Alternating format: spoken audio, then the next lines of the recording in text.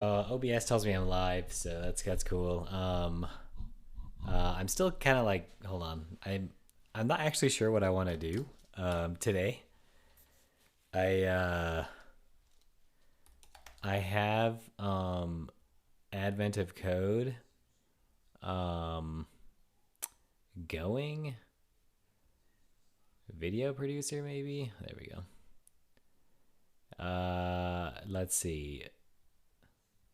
You know what? I said I wasn't going to do those, but let's just export those anyway. Can I export them? Is it gonna let me? Oh my gosh. Okay. Okay, wait. Let me bring up chat and get all the goodies for the um there we go. Okay. Oh, I actually found like a decent song. Was it this one? No. Oh, this one was good, I thought. Yeah. Yeah, this one's all right. Okay, so all right, so I want to okay, I want to talk about what I was doing last time. Let me just tweet this real quick. We gotta tell everyone on Twitter what's going on because I don't have that like nice live thing that changes your profile picture. Uh, I'm not sure I want that actually. Let's see here. Live on Twitch. Probably doing Advent of Code day 9. I am not gonna finish this. Like, I am not gonna finish this. Um, there's no way I'll be able to get all these Advent of Codes done. It takes me too long. Like, because I went to visit my family for like a week, and so it's like I can't like. There's really nothing I could do. Like it takes that long. How can I position this so it's not like in the way? I really need to switch back to this one. Um, but I also saw speaking of mics, I also saw the Shure this one. Wait, no, just the SM7B. SM7B. It's like the most popular streaming microphone. And so because I wanted a mic that wasn't going to be in the frame, but it sounds bad. Like now I know why they have mics in the frame. It's because like if you do this, it just sounds bad, you know. Also, I switched to DuckDuckGo again. So this one, it's wow. I have ad block. So this one is dynamic, and it's like XLR, which I didn't know what that was until I started looking into this. I mean, I can see why people like it because if you're gonna have your mic in the frame like this is ugly. Like no one wants this, right? Like it's like it doesn't look very good. I mean, it sounds better than this tiny one, this shotgun mic, but I think I'll still use a shotgun mic for like YouTube videos because it sounds decent. But oh, I also tried to record a YouTube video. It is so bad. Um, it was terrible. Like I recorded for 20 minutes and I was like, okay, I'm gonna do some editing. I went to go edit. There's no audio at all. Like I forgot to like turn on OBS's like tracks for recording. Look, I'm not good at this at all. I'm not good at any of this stuff. So, but yeah, this sure. I mean, it's expensive, but I mean, look at it. You know what I mean? Just look at it. It's got legendary performance. Okay, let me. I want to go over what happened last time. Last time it was a horrible disaster. Okay, here. This is what I'm gonna do. This is what I'm gonna do right here. I'm going to switch this song because I actually don't like this one. No, this one's pretty good. And then I think some of these down here were pretty good too. Oh wait, was it not this playlist? Oh, it's a different playlist altogether. Oh man. Um, shoot, which one was it? It was oh wow. Maybe it was this one. Let's see. No, It wasn't even this one. Anyway, whatever. The songs on this one are okay, so this is what I'm gonna do. So day 8, was it day 8? No, I think last time I was streaming day 7, right? I was. Okay, all right. So I streamed day 7. It was a disaster. I actually switched to Ruby because everyone was like, "Oh, we all code in Ruby. Like, let's see what we could do here." So I did it in Ruby, right? And I basically kept everything the same except I switched. Let me change the little thingy. I switched to the. Also, I should be able to see if someone follows me in the chat, right? So hopefully, hopefully I won't miss any more follows because I feel like such an idiot when someone follows me on stream and I'm like, oh, didn't even see that because I can't hear anything somehow. Because I have OBS running on this computer and I can't hear if it happens. Like it pops up on the screen, but like I can't hear it. So hopefully it should be in the chat. Okay, let me go back over what I was doing. Let me back to chat. Okay. So anyway, this this is it. This works, right? But I think what I was getting tripped up with was I had something way more complicated than this line, and this is all I needed, right? And then I also was trying to join with slash here, but really what I needed was file.join. Once I changed those off stream, like it worked the way it was supposed to work. I mean, it is horrible the way I did this anyway, keeping track of anything, and this is my solution to recursive stuff. I just split it on slash, and then I just do that many number of times. That's how deep you are. And then you can easily just join back each one and then use that as it has the hash key and like store that as the size. And so that gave me everything I needed. And then I was like, you know what? We're gonna do it in Rust too. So I went back over to projects.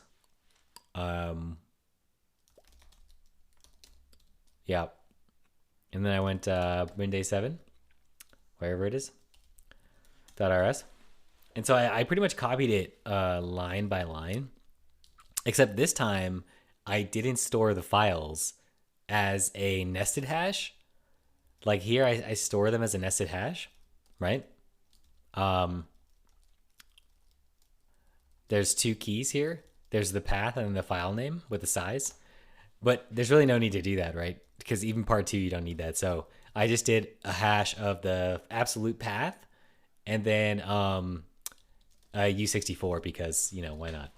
And then I also didn't store slashes because I didn't have file join. There's something in Rust called canonicalize, which that's a mouthful. But yeah, canonicalize is what you want. That's definitely what you want. But it actually reads the file system and it tries to, if the file doesn't exist, it throws an error, right? Yeah, so there it is. This function will return an error, but the path does not exist, right? So that's not really what I wanted. I wanted something like the paths are just completely fake, right? So yeah, but it mirrors the Ruby pretty well. Like, so here, when it's ... I just do current path inclusive. I just lop off the end of the path. I just go back one, right? This one, I kept it as a vector. Well, this is also a vector. This is also an array of strings. So this one's a vector of string slices. And it's the same thing here, but you don't, in Rust, you don't have to do -1, right? You could just do ... and it's the same thing as like chopping off the end, right? Wait. No, this is the same as starting from 5 and going to the end. But this one, I just popped. And then if it does something, it just does nothing, right? And if I reach the end here, so instead of this one, these 2 lines are these lines here, right? So if I pop it off the vec, and then if it returned none, then I just set it to the root path, right, which is just a blank string. And then it's similar here, and then this is less than is just like push, right? And then this is setting it to the root path or whatever. This does nothing still, which I feel like I probably should have done something with that, but that's all right. This one says if there's a dir, right, then I came up with my own file join because I just wanted something really simple. So this is what it looks like.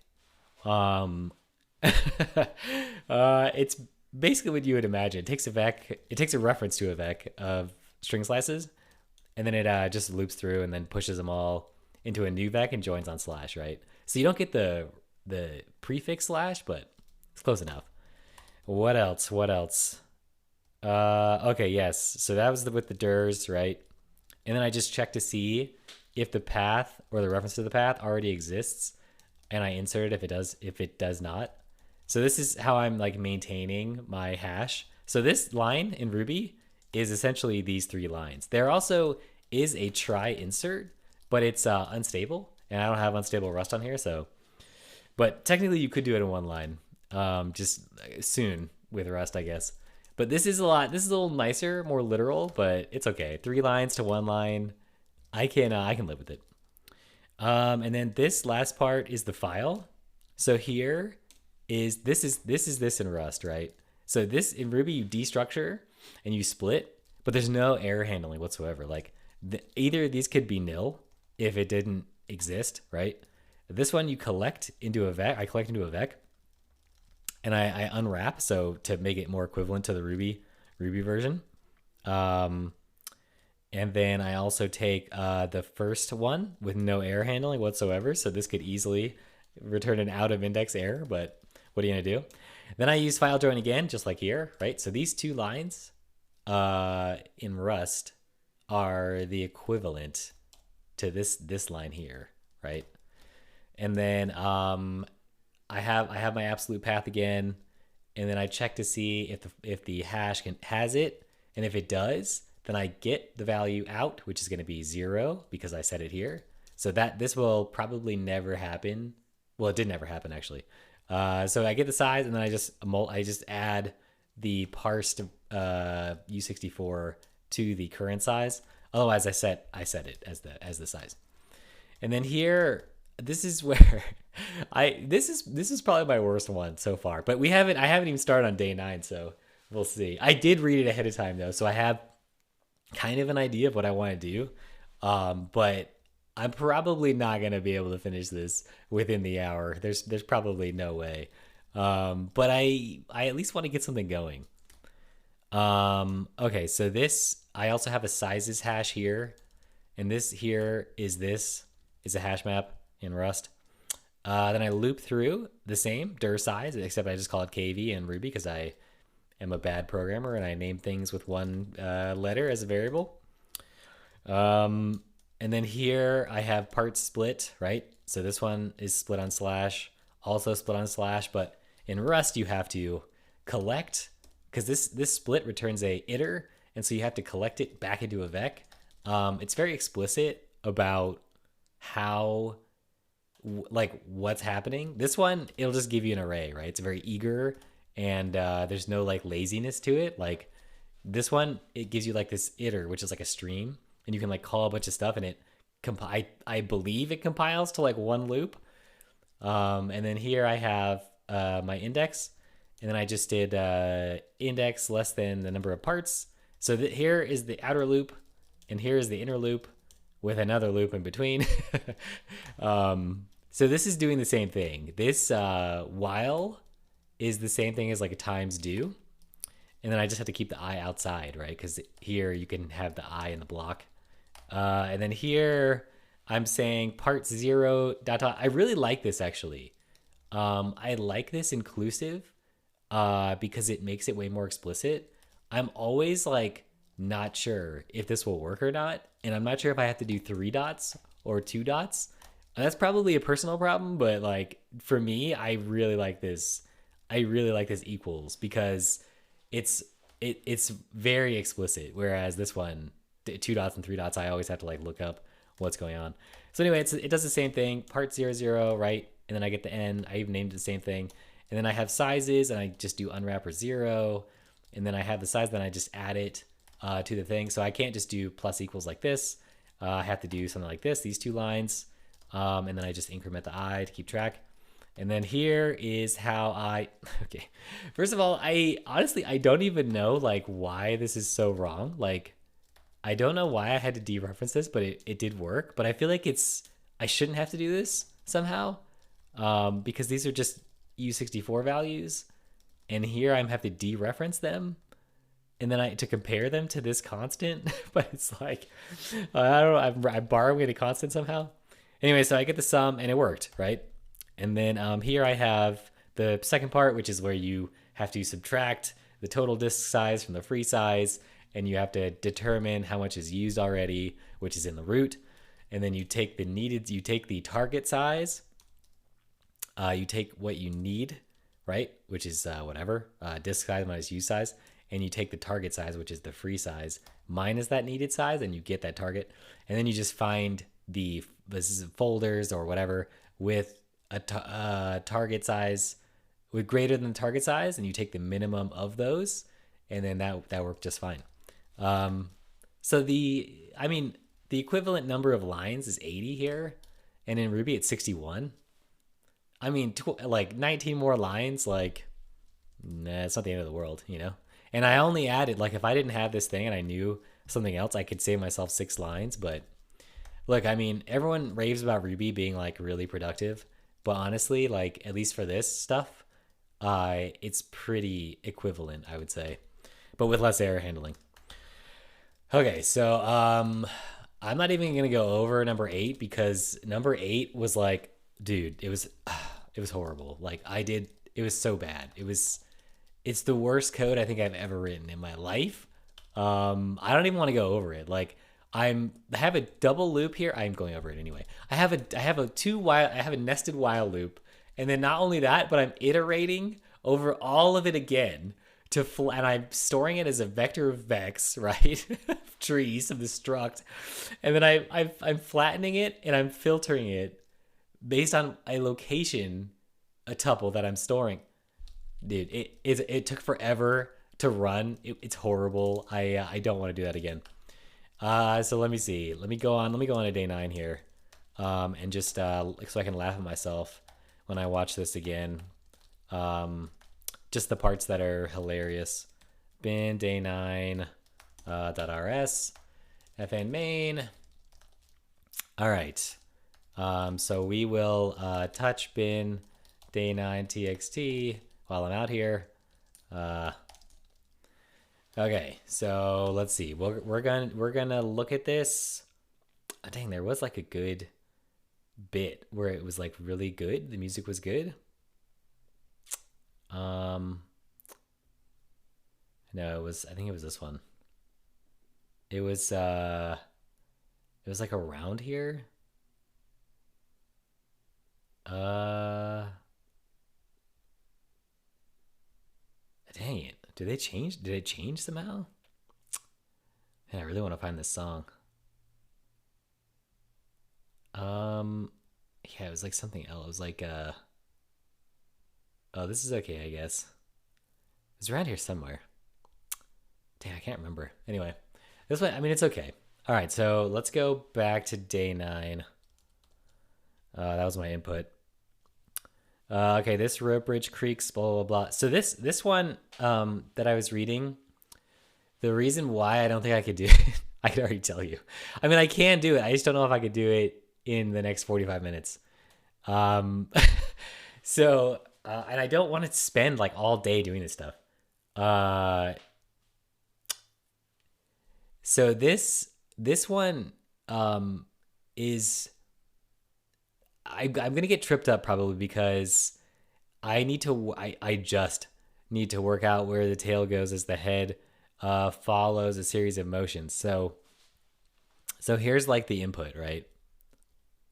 Okay, we're just gonna put that down, and then we'll bring up the code again. Okay, so well, I could do boilerplate. This as a result, return okay, it's a result. And then we could say it's actually a IO result. And then this is the input. Read to string. I know I can do include, but I like to do this anyway. Read to string. Bin day9 dot txt. Put a little question mark. Okay. Okay, so the series of motions moves the head right. I understand all that, right? So I think what I was gonna do is this thing, this tail head thing. It's a rope bridge. So here I could just say I have a struct that's a bridge, right? And it has.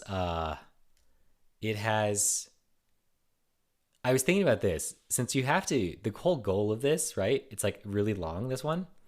But the whole goal is that you have to count up all the positions that the tail visited at least once, right? So you basically have to say, okay, where did the tail go? Visited at least once. So if the tail, so how many positions does the tail of the rope visit at least once, right? So you have to kind of keep track. You can start wherever, I think, but you just have to have the number of them. So you have to keep track of the history, right, of this thing. So I think, hang on. Let me turn the music down a little bit. It's really loud in my headphones. All right. So I think I can start wherever, right? So basically you have a head so you have a head, you have a head, and it has U32 or an I32, and then you have a tail that has I32 because it can be negative, right? You don't want to do unsigned.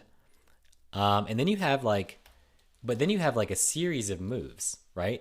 That the head and the tail, they perform these moves, right? And there's like 2 conditions or 3 conditions, right? So this says here, due to the aforementioned plank lengths, the rope must be quite short. In fact, must always be touching, right? Diagonally, adjacent, and even overlapping both count as touching. So this is touching, that's touching, this is also touching. If the head is ever 2 steps directly up, down, left, or right from the tail must also move 1 step in that direction so it remains close enough. So TH is here, T space H, and then so here if T moves to the right, or if head moves to the right, the head, then there's a space here. So T, T's going to be where head just was, right? So that's what I was thinking, like, oh, why don't I store the previous values too, right? So instead of I32 being a scalar value, right, I'll have it be a vector of values, and the vector just represents the history, right? And the most current one is where it currently is, right? And then not only that, but I think I need not only I32, I think I need a tuple, right? Because I need like X and Y coordinates. I think. I'm not actually sure because like it moves up, down, left, or right, so it's moving in 2-dimensional space. So I think I need a vector to represent history, and I need a tuple of XY coordinates, right? Okay, so this I think this might work. I was thinking this earlier when I read it. So here is an example. Head moves down, right? And then it's 1 away from the tail. So the tail is where the head just was, right? So, and then it says, so these are the 2 conditions, right? They need to be overlapping or adjacent, right? If the head is 2 steps directly up, down, left, or right from the tail must also move 1 step in that direction so it remains close enough, right? So the tail is kind of always where the head was. And then this is the third. There's 3. Otherwise, if the head and tail aren't touching and aren't in the same row or column, right? The tail always moves 1 step diagonally to keep up, right? So if the head was here and the tail is here, and the head moved up 1, then the tail will be where the head just was, right? Which is here. So it's always just kind of following. And I think that's like the key for me is like, oh, I don't have to like try to calculate where the tail is going to be. I can just say, just move it to where the head was when when it is. So this, like, let's say the head here is 0, 0, and it moved to 0, 1, right? Yeah, in the y direction, right? So let's say it moved 0, 1. Then I know that since it was just at 0, 0, and now the tail is at, what is this? If this is 0, 0, this would be like down 1 and over 1. So like -1, -1. So I know that since the head is, now they're two apart, right? Because now it's, the head's at 0, 1, and then it's diagonal away. I'm going to have to get back to AOC. This is the last one I've done. Oh, you're trying to keep ahead of me? That's not that hard. I mean, honestly, like if I didn't take that week off of doing nothing, and like weekends I don't do anything either. But man, I would be right up there. But maybe, I don't know. I don't think I'm gonna be able to make it because it's the 19th. I'm on 9. There's like 5 more days. I'm kind of like, I think I'm gonna not make it. Definitely not going to watch if I haven't done it yet. Okay, that's fine. Look, hey, look, that's fine. I don't want to give it away.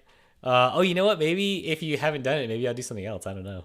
I mean, I feel like I didn't really have anything else planned. I guess I was thinking like, oh, I wonder if I could do like a REST API and then kind of turn it into a YouTube video. Like if it was like, if you were like going to clone Twitter or something, or clone TikTok or something. I think that'd be kind of interesting to watch, to see how it works. But yeah, I've gone through rustlings. What is that? I don't even know what that is. Oh, here it is. Small exercises to get you used to reading and writing Rust code. Oh shoot, maybe I should do this. I've never even done this. Wait, what is this? If you're on Mac, oh, okay, that's fine. Just run rustlings install. What? Can't you just cargo install it? Oh, git clone. That's what I want to do. Clone the repository. Doing the exercises are sorted by topic and can be found in the subdirectory exercises topic. For every topic, there is an additional README. Oh, maybe I'll do this instead. If you haven't, I don't want to give this away if you haven't done it. I mean, I had this like whole plan in my head that I was gonna do with this thing, but read most of the Rust book and went through all that. Some things are nice, but I don't understand how much of the unfamiliar things work. Oh, you have done this one. Oh, okay. All right. This was your favorite one? I hated number 8. Like I was like, why is this not working? But then I was just classic. I was just off by 1 all the time, and I had to like debug every step to like figure it out. Because in my mind I was like, oh, this will work, and then it just didn't work at all. Yeah, I'm not like a huge fan of this one. It's getting really complicated, and I'm like, oh man, like look at how much like the scroll bar is so little, and it's like there's so much explanation.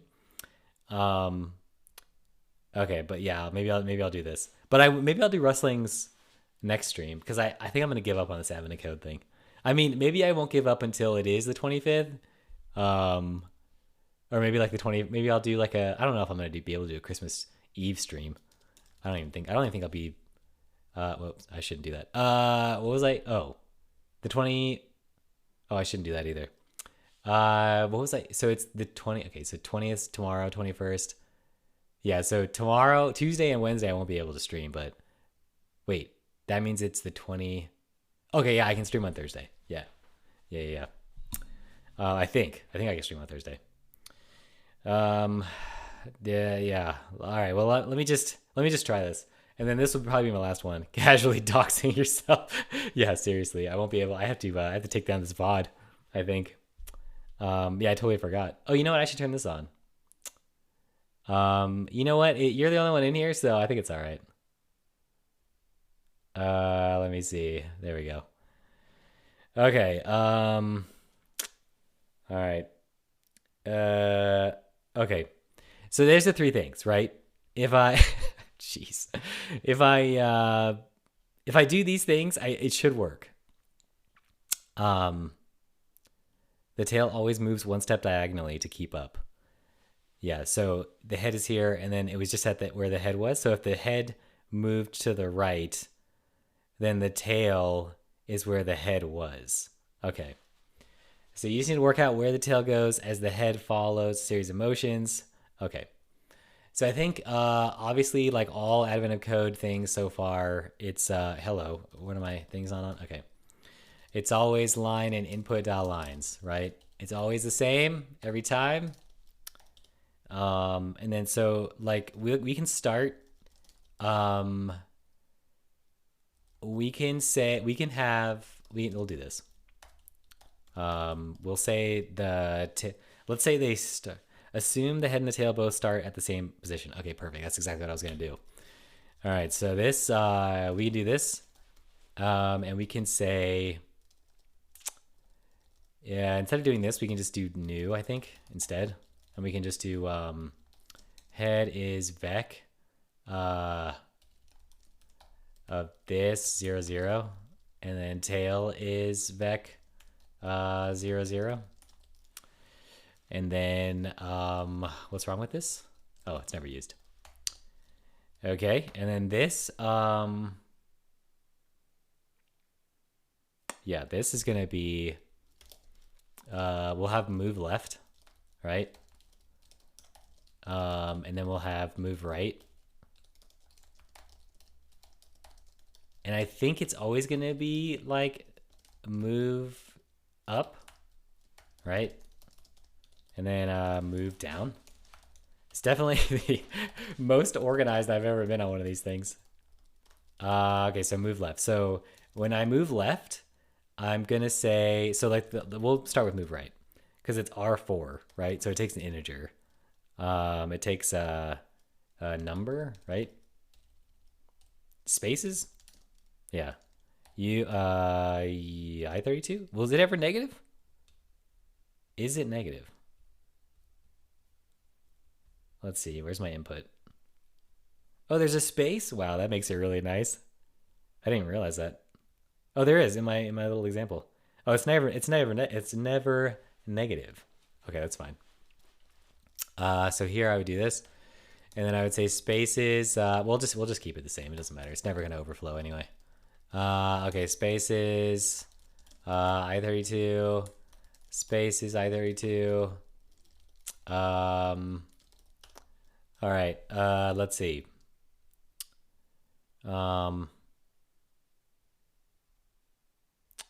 Yeah. Okay, yeah.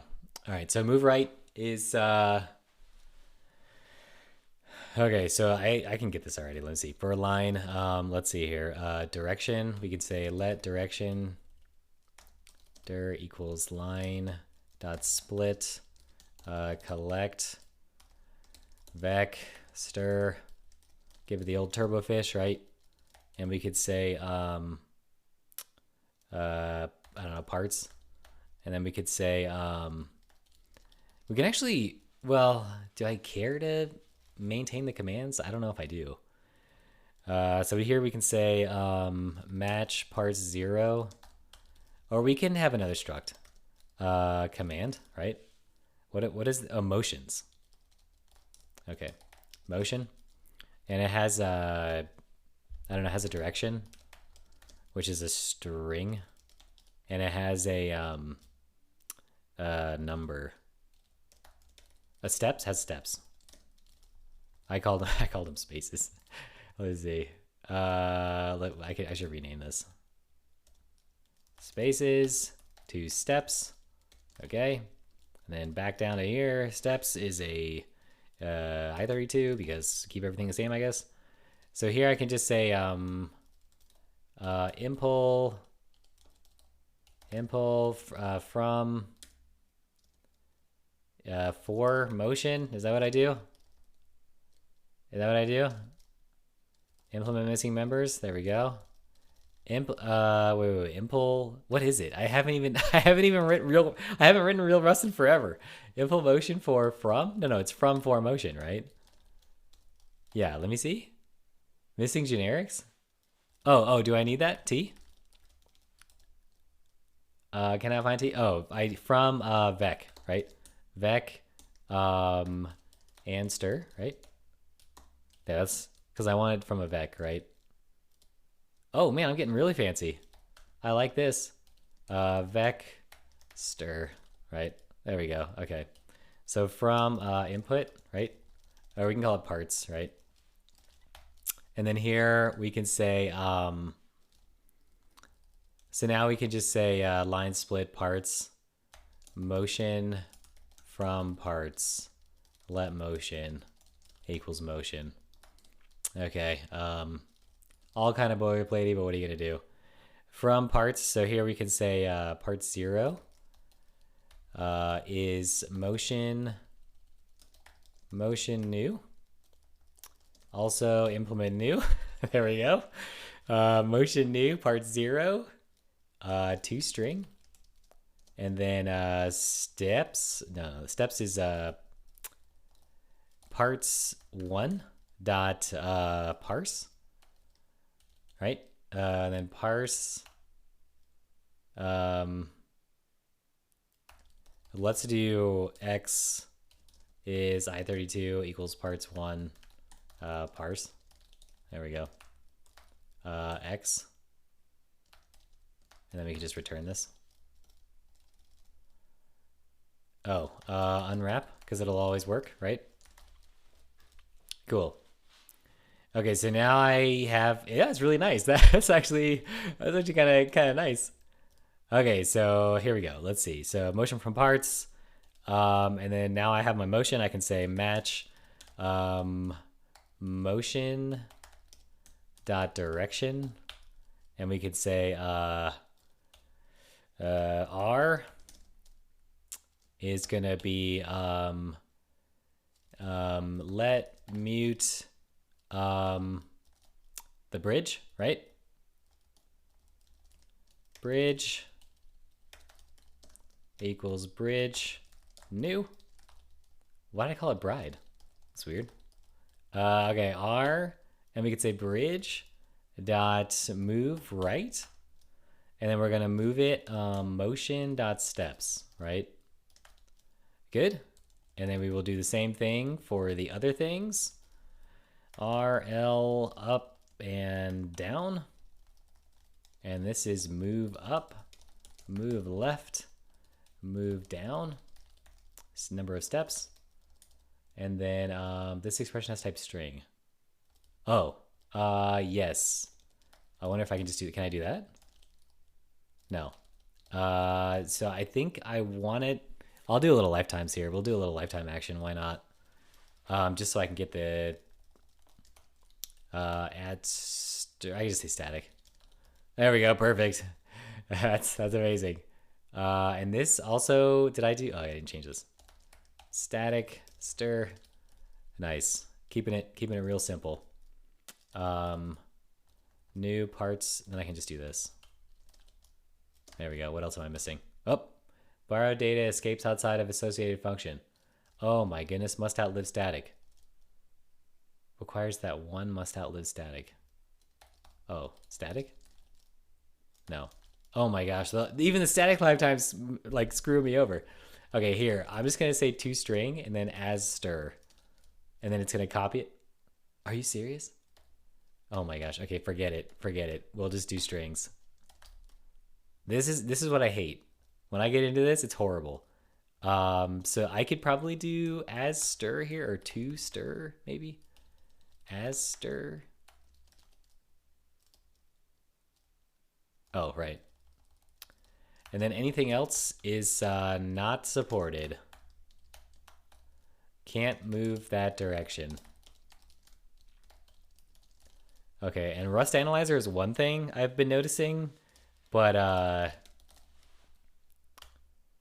cargo build is another. Okay, perfect.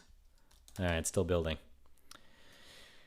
Okay, so if this thing moves right, the number of steps here, right? So here I would just say head, self.head.push, and I would have a tuple of, so it's going to move right 4. So 4, Was trying to move to Sublime, then decided to try Rust. I'm back to VS Code. No, don't go back to VS Code. Did you try Helix? Did you not try Helix? Oh, you know what? I want to talk about this actually. Okay, I watched. First of all, we don't have to watch it. I just want to. The Primage. Is that how you spell his name? There we go. I got it. I type it so much. Oh my gosh, 143K subscribers. My goodness. How does he do it? As a dad. Okay, so this video, let's just look at this. Okay, so NeoVim from scratch, right? But look at the time though. 30 minutes. I don't like that Helix doesn't have Git integration. Other than that, it's fine. It actually has some Git integration now. Like, yeah, it has which version of Helix am I on? HX help? HX version? Oh my gosh. Version? Oh, I'm on the old version. Oh my goodness, let's update it. How did I install it? I don't even know how I installed this. Brew? I probably didn't use Brew, but Brew info Helix? What does it say? Not installed? Okay, so I think I did it from source. Helix editor. Well, maybe I didn't do it. Maybe I did cargo. Maybe I did it through cargo. Cargo update. Let's do cargo install Helix, right? Let's try that. Okay, I was trying to. I don't like the Helix. Other than that, it's fine. Although I picked up using LazyGit since then, so yes, yeah. Oh, LazyGit, that's right. But anyway, yeah, this is a joke. Like NeoVim takes 30 minutes to set up. Ain't nobody got time for that. And it's 30 minutes of like him like being the master of NeoVim, you know? Like he's like programming Lua. I'm like, this is out of control. Okay, let me update Helix so I could show you the Git integration. It's very limited, but yeah. How do I install? Mac OS, brew install. Is there like a way to do it with cargo?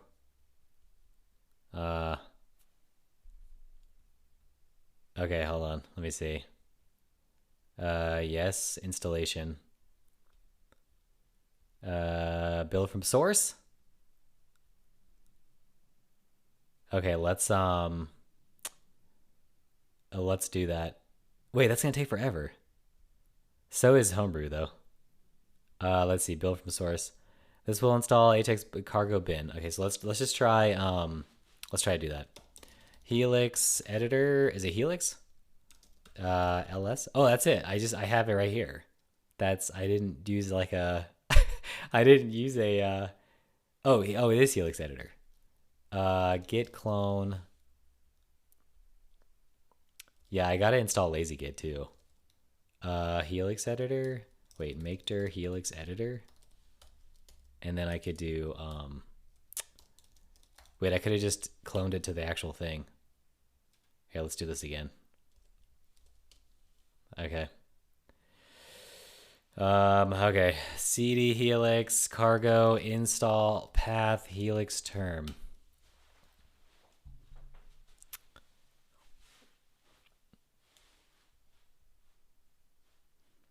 Okay, so hopefully it doesn't like completely crap out on me. That would really suck.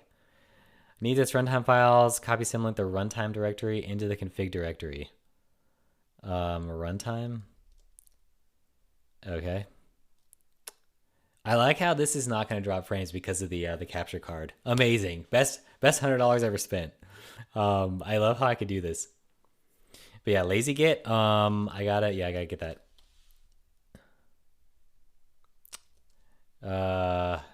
Man, this music, it's horrible. Let me see. Yeah, not that either. LazyGit. Yeah, this is cool. Yeah. Wait, one frame.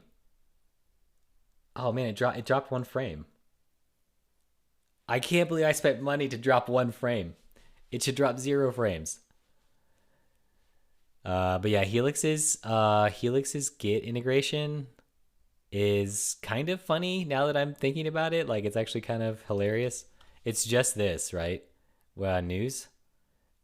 This release here. So git diff gutter. So that's it, right? It just shows you if you edit something, it'll just give you a little, a little dot that shows that you changed it, right? And you can also you can jump between hunks, which is really cool. I really like that. Oh, you can change diagnostic errors too. I didn't even know that. Oh yeah, you can also autosave when the terminal loses focus, which is really cool. I'm really excited about that. What else was there? There's a bunch of stuff, but yeah, reload has been vastly improved. Blah blah blah. Okay. All right, so this is good now, but I need to symlink that thing, and I don't remember what I did. Okay. Echo helix runtime. Okay, it's not set. Okay, so let's go finishing up from source. Oh, here we go.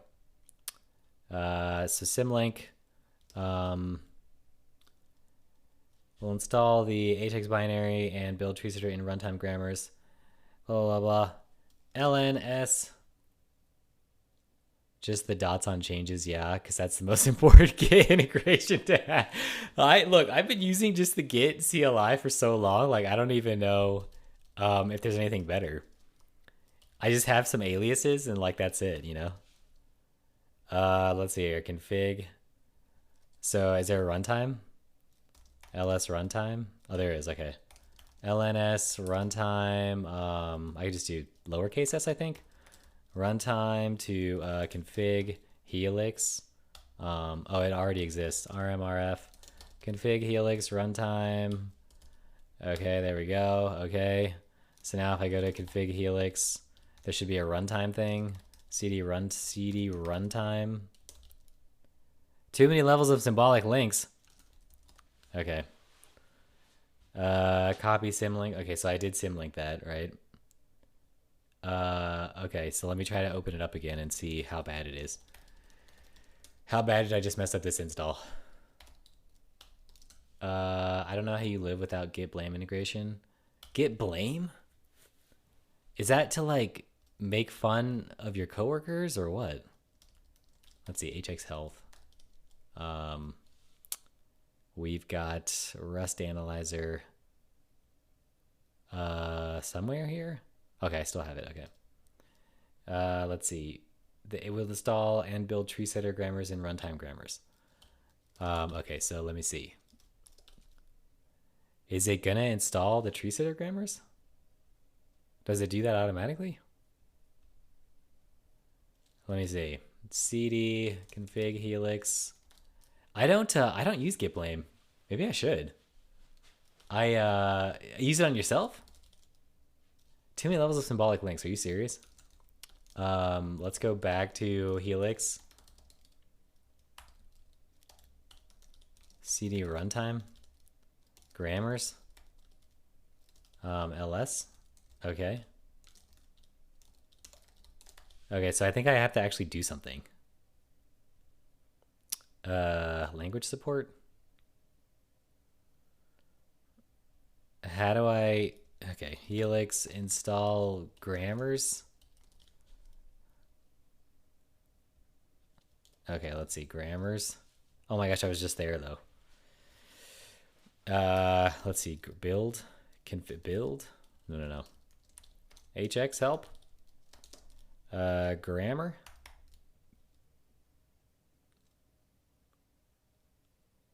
G fetch. Oh, okay, there you go.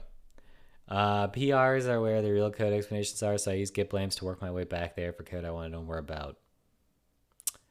Yes. Okay, HXG build, I guess. Okay. I use git blames. I just don't I don't do that. Maybe I should. I just look at the PR and then I like use GitHub a lot, I guess. Maybe that's my problem. Maybe I shouldn't use GitHub anymore for like looking at code because it is annoying. Like on GitHub, it's hard to see Like what changed, really? And you could like use the file thing, but yeah, it's not very good. Okay, is this thing actually gonna load the tree sitter grammars? Okay, let me see. In runtime grammars. Also needs its runtime files to make sure that, oh, maybe I'll just copy it. Let me do CP projects, helix editor, runtime, helix runtime,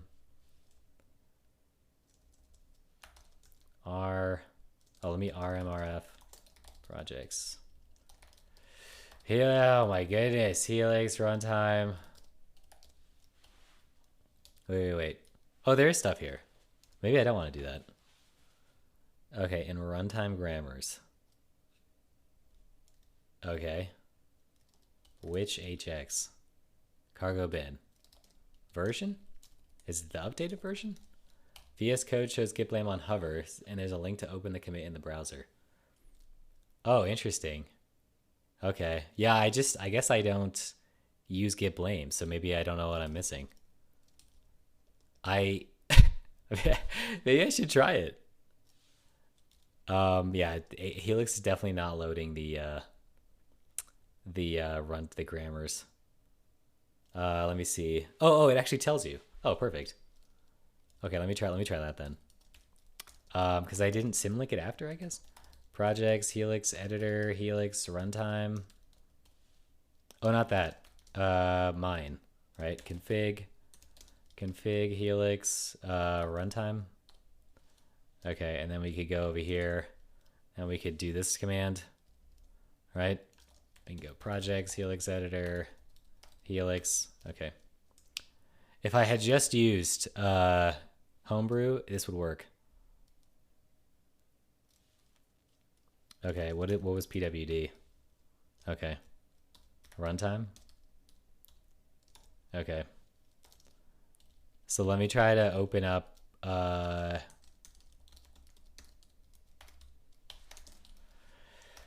it's not looking good, you know? Oh, there it is. Okay, perfect. We're back. All right, so now I can show you Git integration, right? Wait. No, I can't because this is all new file. Dang it. Let me see. Day 8, maybe? No, that's wrong. Day 8 RS. There we go.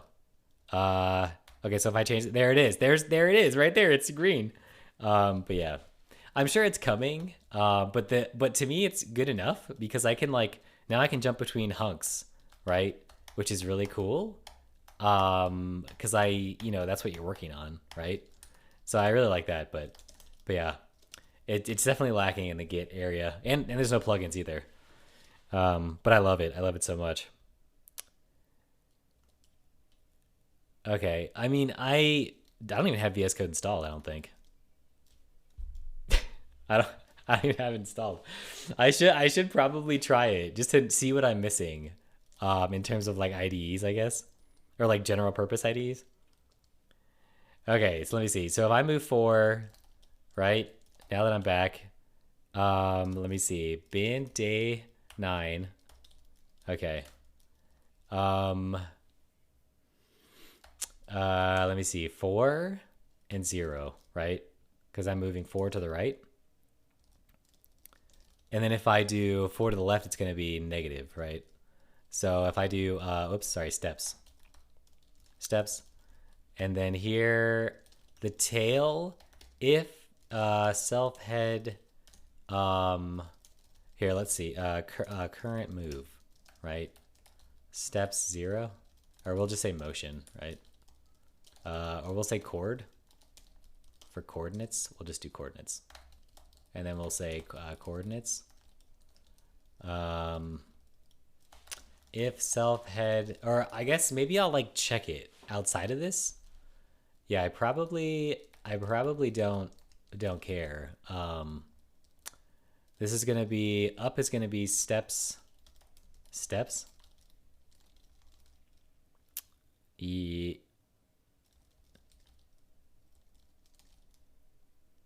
Oh, that's weird.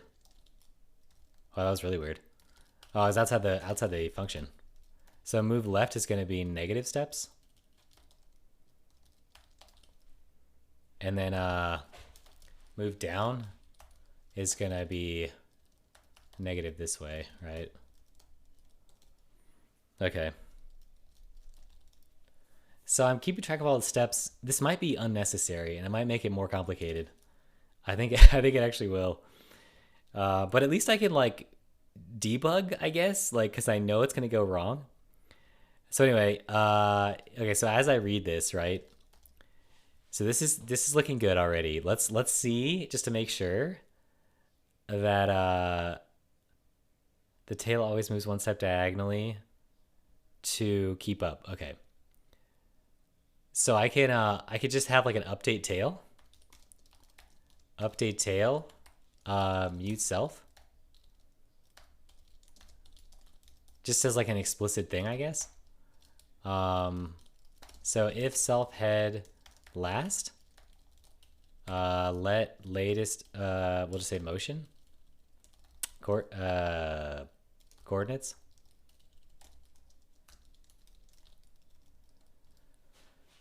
I'm probably on the wrong thing with this. That's an option. We'll just unwrap it.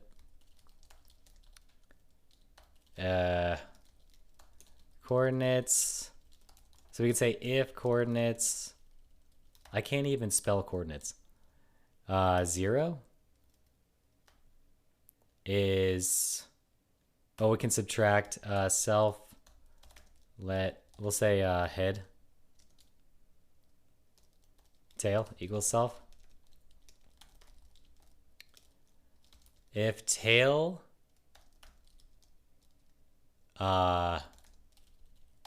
away, or we'll say distance.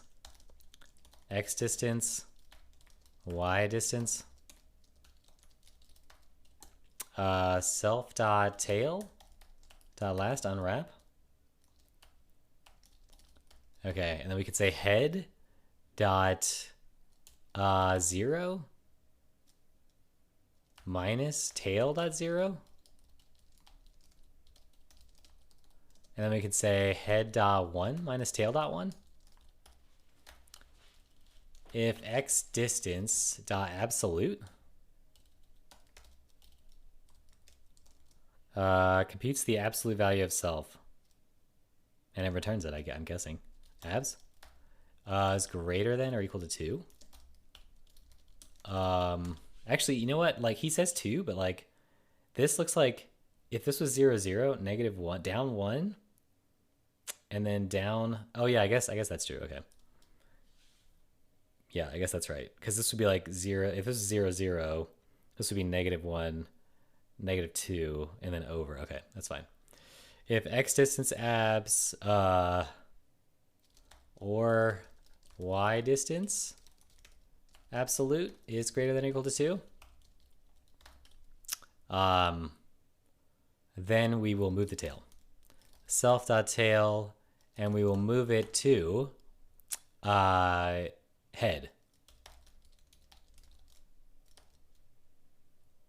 Found a reference.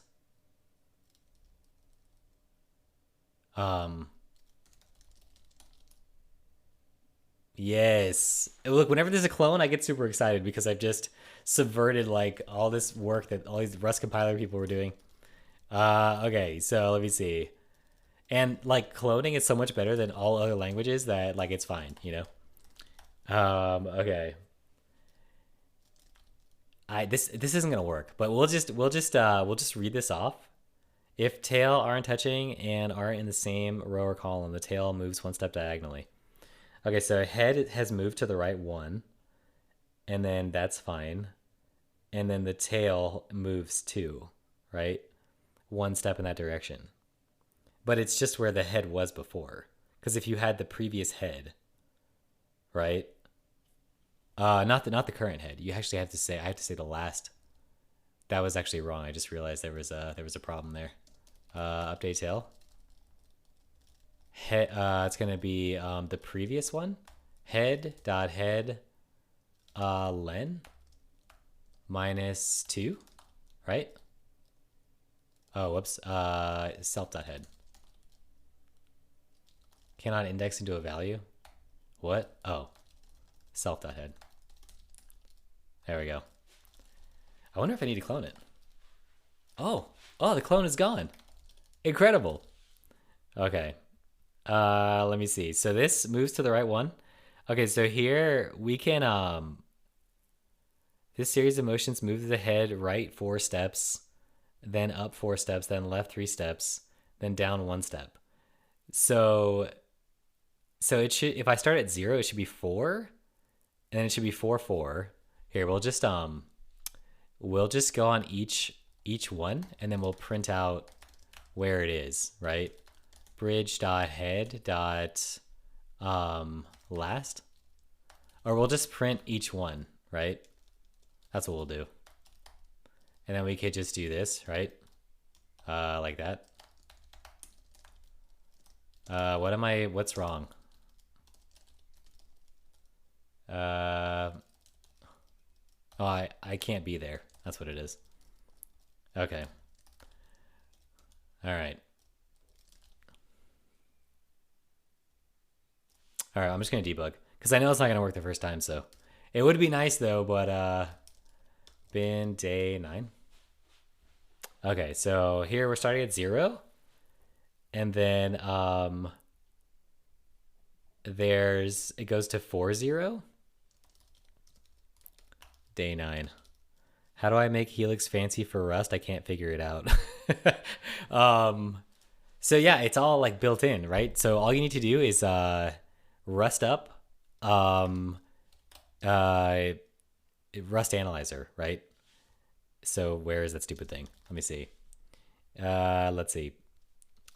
Rust analyzer, Rust install. Yeah, let's see. Quick start.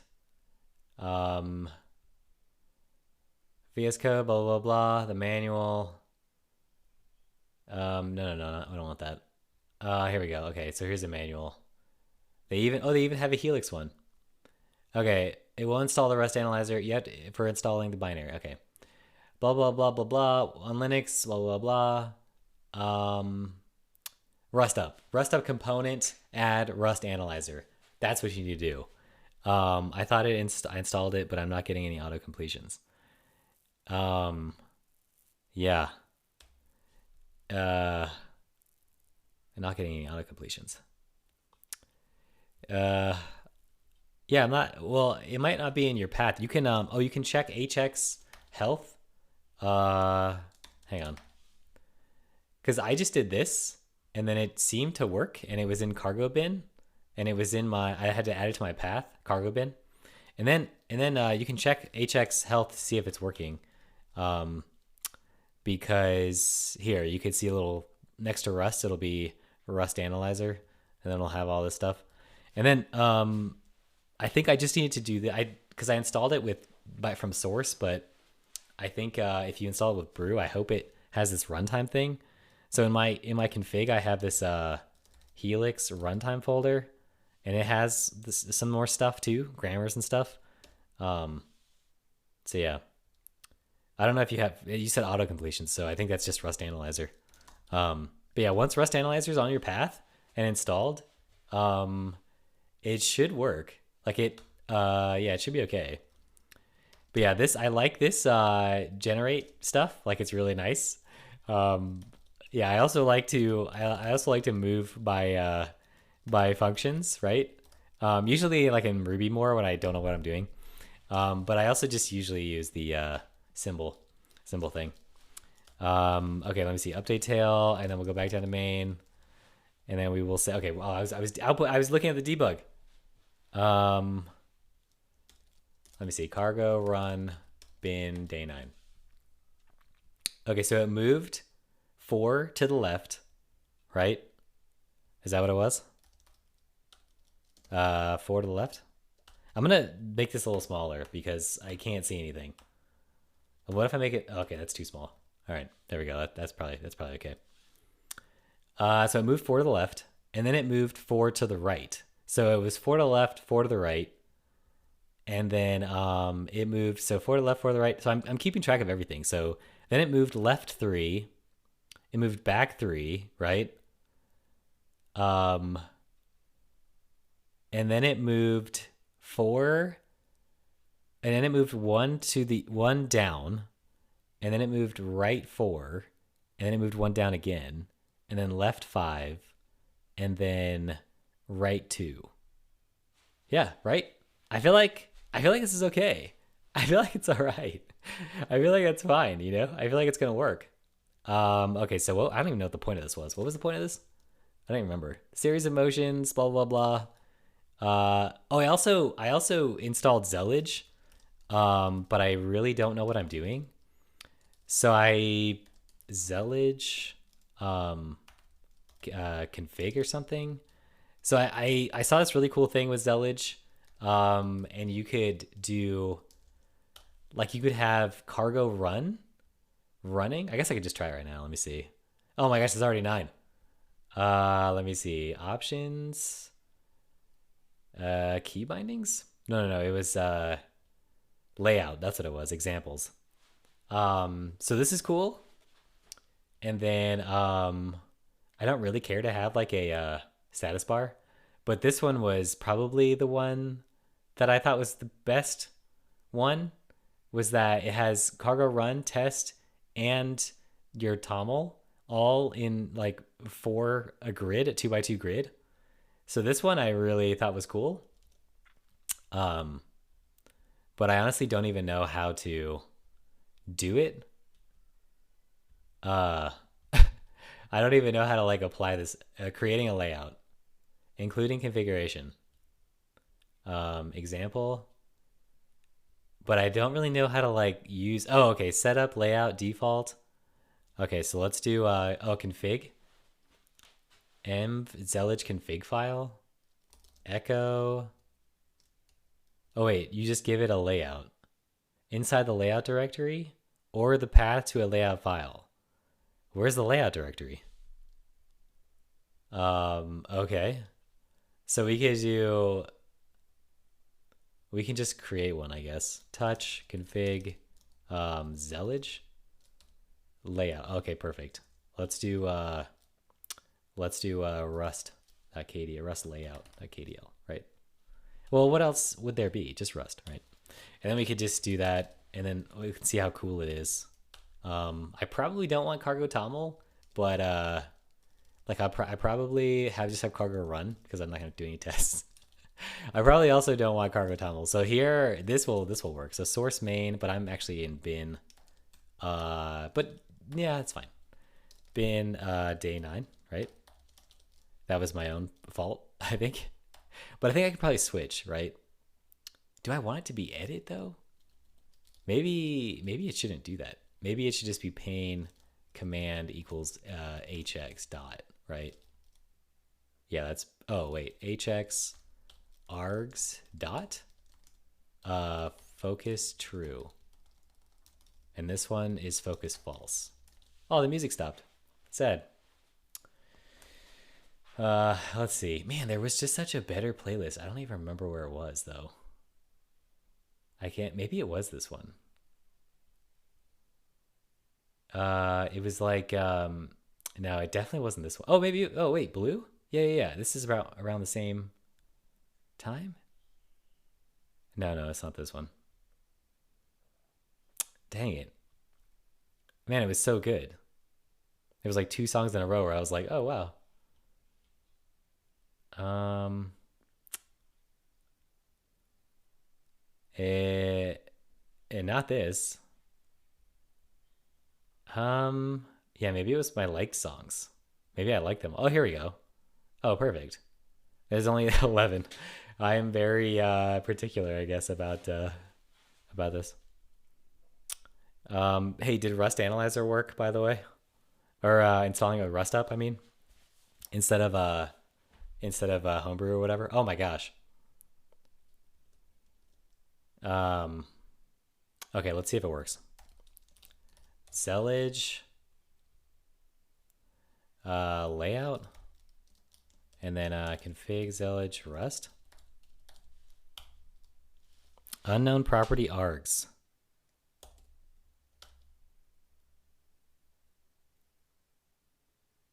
Oh, turns out you don't need Oh, there we go. Perfect. Yes, this is exactly what I want. Nice. Okay, this is cool. Cargo run cannot determine which binary. Use the bin option. Oh my gosh, I just closed it. Oh no. Uh, oh no. Oh my goodness. Uh, enter to rerun, control C to exit.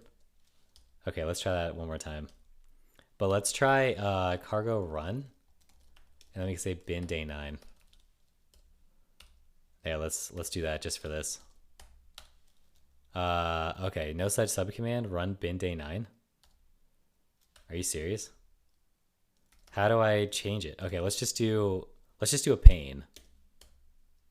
It shows an X next to Rust Analyzer, and I want HX health though. Dang, is Rust Analyzer in your cargo bin? Cargo bin Rust Analyzer? Like, I'm running it now. Help? Is there a help? Yeah, I mean, it should just do that. If it's in cargo bin and cargo bin is in your path, I feel like oh, I bun. I feel like it should be okay. Wait, what the heck is this? System crypt Texas app user bin? Oh my goodness, I gotta check that. What is that? I gotta check that out. That's not good. Cargo bin. Yes. Yeah, it just needs to be in your path. Yeah, it's right here at the end, right? Okay. Let me see. What was I doing?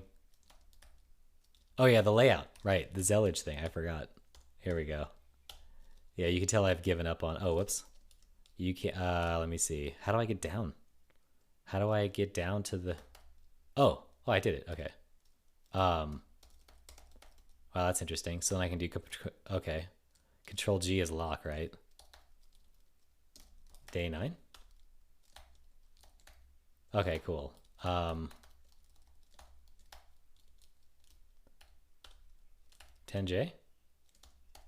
Okay.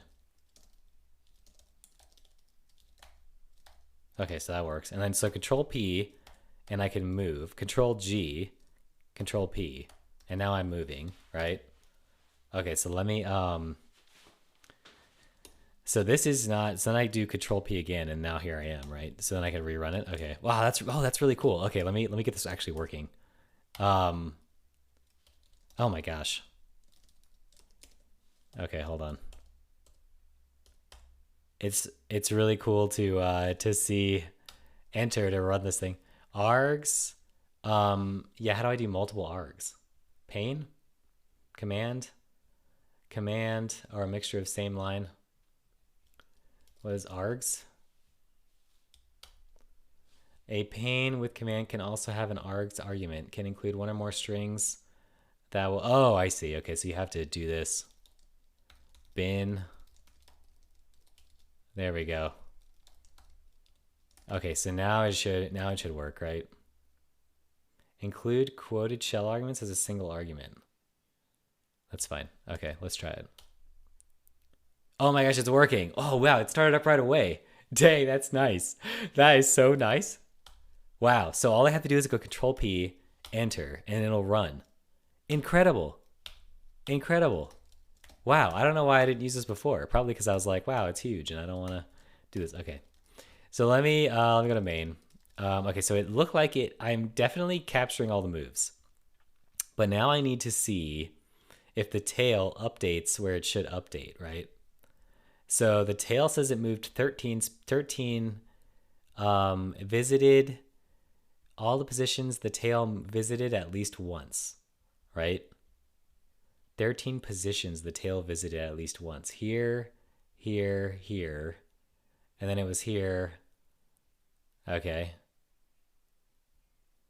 Which the tail in the diagram, S again marks the starting position and marks other positions the tail visited. So there are 13 positions. 1, 2, 3, 4, 5, 6, 7, 8, 9, 10, 11, 12. Wait, what? Oh, starting. Plus starting. Okay, that's fine. 13 positions the tail visited at least once. How many positions does the tail visit at least once? Okay, so I guess, I mean, I have this here, right? Oh, whoops. I have this here.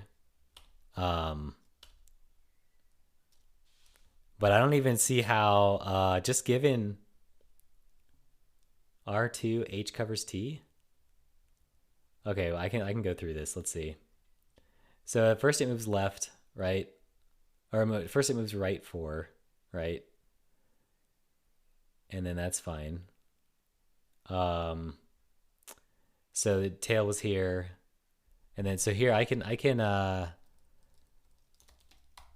ever update the tail, so I could do that now, right? And then we could say, so we already know head's working. So here I can just say tail after the update, right? So I can say tail before update. No, that's fine. We'll just do it after. Okay. Wow, that's really nice. I really like that.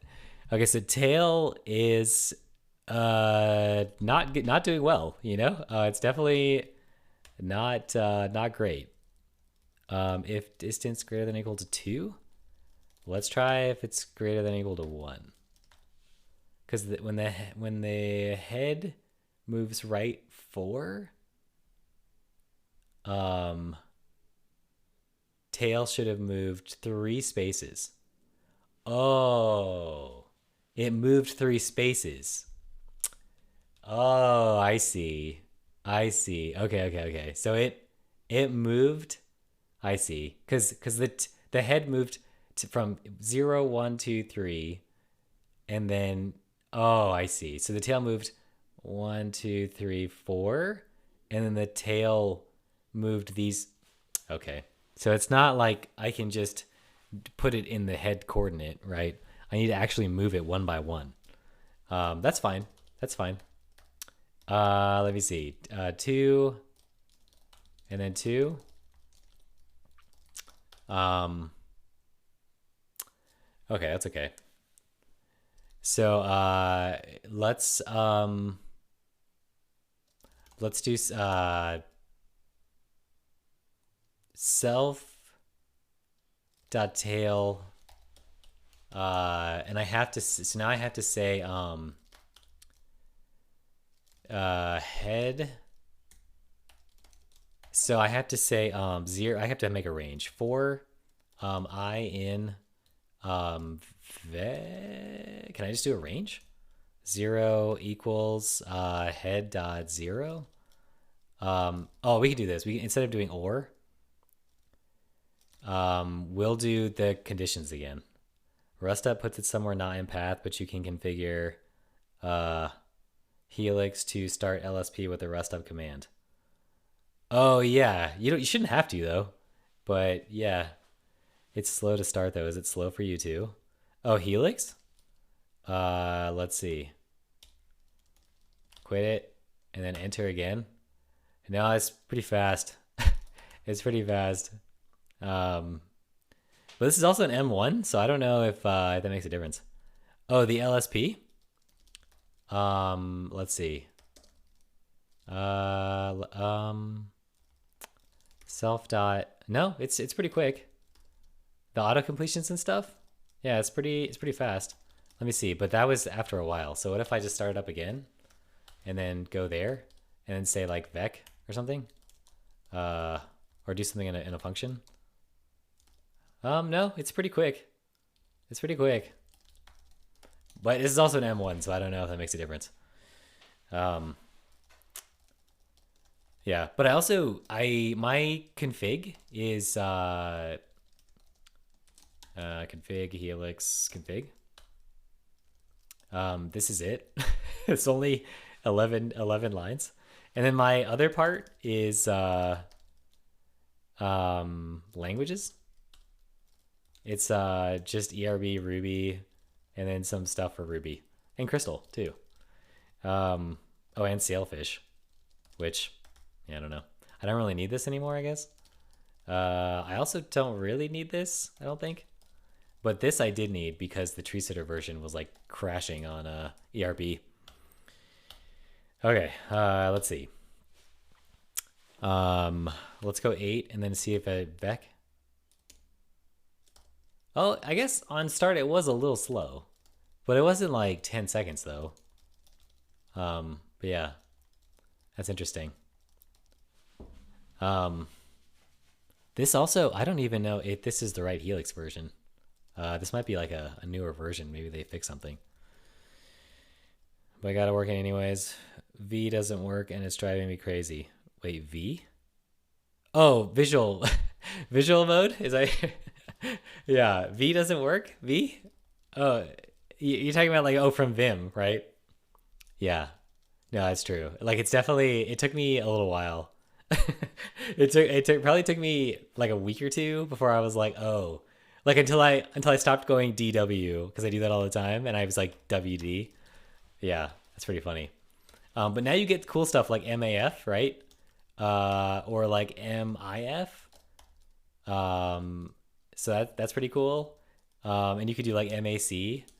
MA, is it C? No, MA. Where type definition function, not comment. Uh, is it capital C? How do you do the class? Is it F? It's not F, right? It's not P either. MA argument? No. Oh, I thought there was a way to do the whole class. Oh, that's weird. I must have gotten rid of that. Huh. Oh wait, V does work. DD doesn't work. And yeah, DD. Yeah, D. So X is D, right? So like, so D is just delete, right? And then you'd have to do like to delete a whole line, you do XD. Yeah, X is highlight a line, and it also highlights over. It highlights over the lines. So like in Vim, you just do DD and it would do one, but you can do 2XD, and it's very consistent.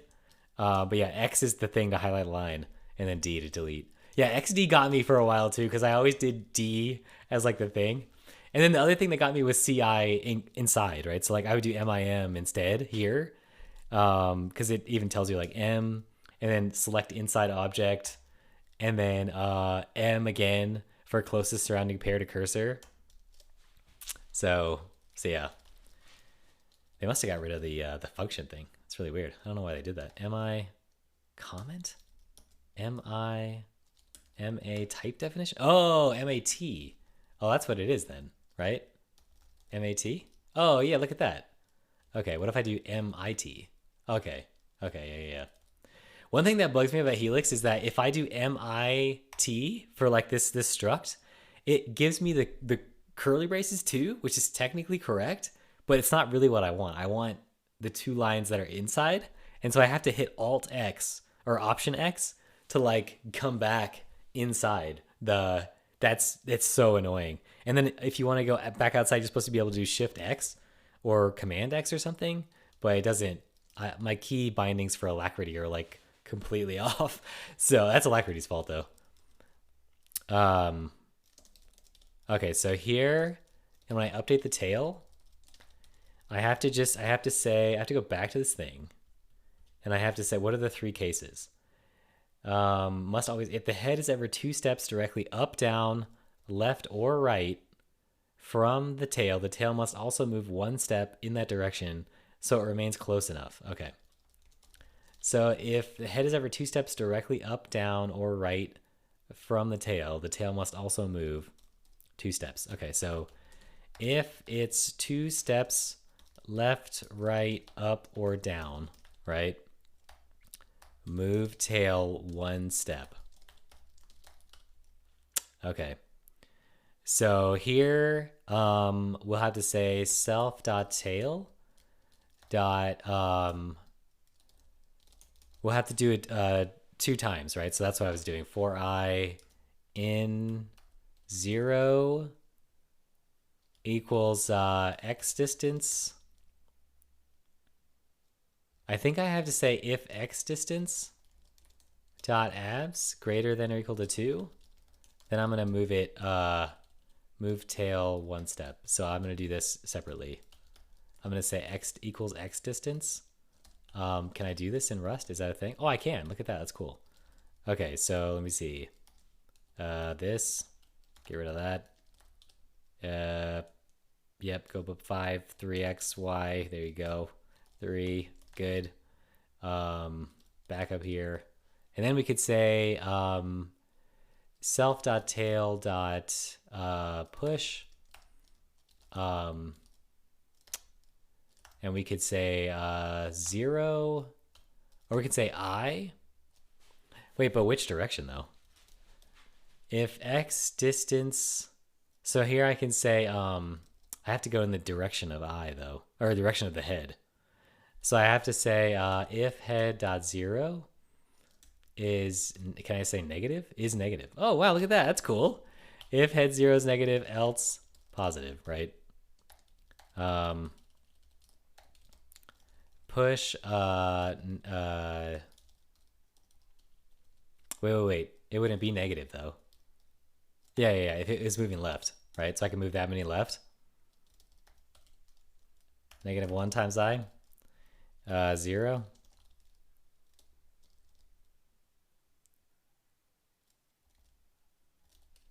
What's that? What's I times -1? What is this?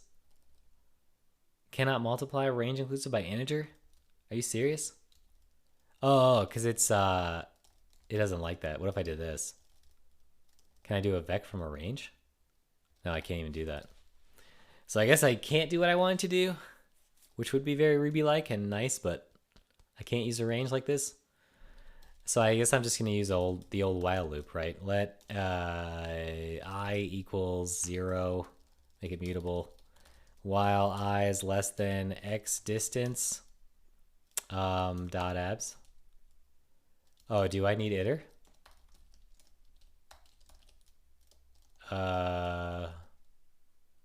Range inclusive. No, it's like trying to, I guess I can't really do this. I don't know. Look, I'm just gonna do while loops. I've just been I just break down all the time. And I'm like, fine, I'll just go back to like C. Less than X distance. If head 0 is negative, right? Else without the square brackets.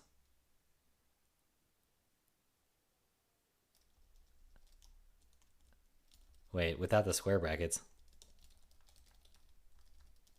Oh, without them?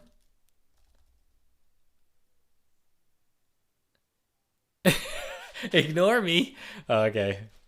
Yeah, I don't know. I want to make a range out of nowhere. I guess I could try vec, which I don't know if Rust likes that. Yeah, it's still like range inclusive or something. I don't know. Okay. Let me see. Head 0 is negative I. Yes, so here we're gonna say self.tail.push, negative I 0. There we go. Not complaining. That's what I like to see. Okay, so I'm gonna like move it that many times, right? And then I plus equals 1. Okay. And then I'll do the same thing here, except I'll move it in the opposite direction. Y. And this is 0, negative I. And this is 1. And this is 0, I. This is the most repetitive, horrible code. It's like so procedural.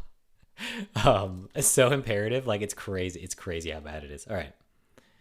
Enter again. Oh, I really like that enter. Okay, so I've gone way too far. Oh, this. Okay, enter again. Okay, so it did nothing, basically. Sweet. Okay, cool. So that did not do what I thought it was gonna do. So when I move right 4, this should be greater than 2, right? So tail should be 0, 0. And then head should now be 4, 0. So then I'm comparing head, the number of moves to the tail, and then in the y direction too, right? If it's to left or right, here, we'll just do this. Also, you can't do $.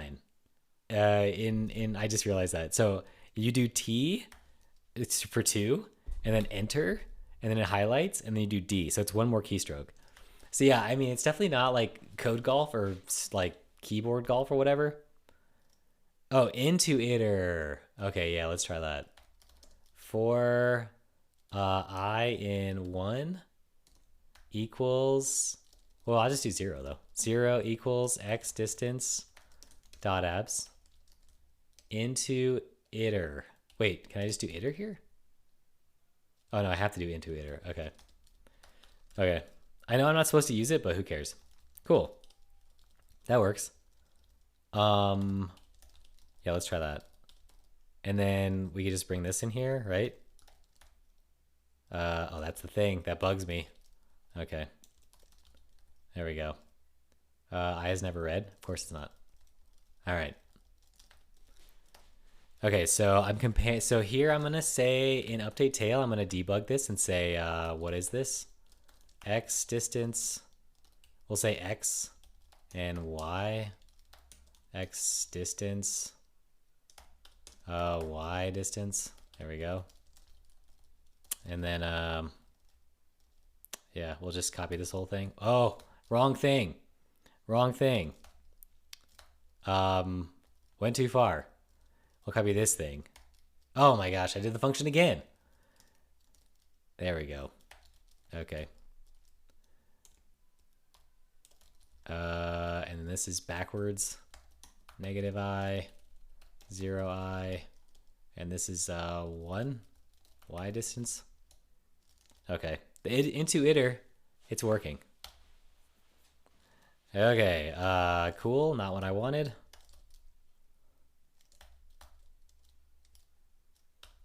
Wait, what? Oh, trying to. I hope Linear Rust will help me understand C++ better. I've been following Serenity, and I'd love to contribute to it someday. Oh yeah, that guy, he's a legit hacker. Like, I have mad respect for that guy. But this is probably bad. I don't want to talk. Like, he's a really cool dude. Or he seems like a really cool dude. I just don't want to like. I mean, it seems like he was addicted to drugs, and now he's addicted to like programming.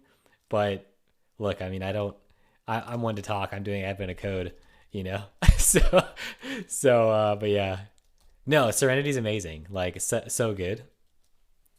I also like the what's that browser? Ladybug. Up, down. It's 2 steps up or down. Up or down. Okay, so here my print line isn't even running. Update tails never used. Oh my gosh, are you serious? It's because I commented this out. Wow. The things that I do. What am I doing? I have to use the keyboard. Oh my goodness. There we go. All right.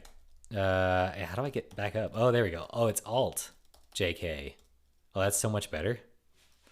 Okay, so here we'll say X4, right? And then X -3, Y4. Okay. So that's really noisy.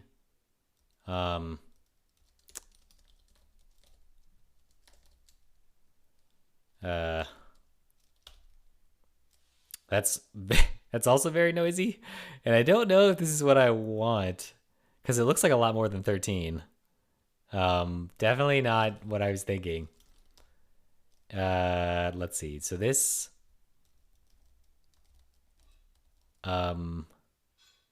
let's just not do this at the end. Let's just print the 1. Bridge tail. I think C++, like, I think you should just write C++, right? I think you should do that. I don't know if Rust, like, my coworker is telling me Rust is like totally different from C++, and I haven't written C++ in like, I don't even know. Like, I think the last time I wrote C++ was using SDL to make Pong, and that was it. Or like something in college, maybe. I'm not sure. I think I was doing like data structures class in college, and that was using C++. Okay, so here's 0, 0, and it's 0, 0 again. And then it's 1, 0, and it's 2, 0, and 3, 0. Okay. Oh, do you know what? This actually kind of makes sense. And then it goes back to 0, 0. This doesn't make any sense at all. Uh, because I think, oh, the diagonals, right? I didn't do those. If the head is ever 2 steps directly, must also move 1 step so it remains close enough. Otherwise, if the head and the tail aren't touching and aren't in the same row, the tail always moves 1 step diagonally to keep up. Okay. So we have to say else if, and then we'll say else if x distance dot abs greater than or equal to 2 and y. No, this isn't. Yeah, actually, if we could just say if tail dot 0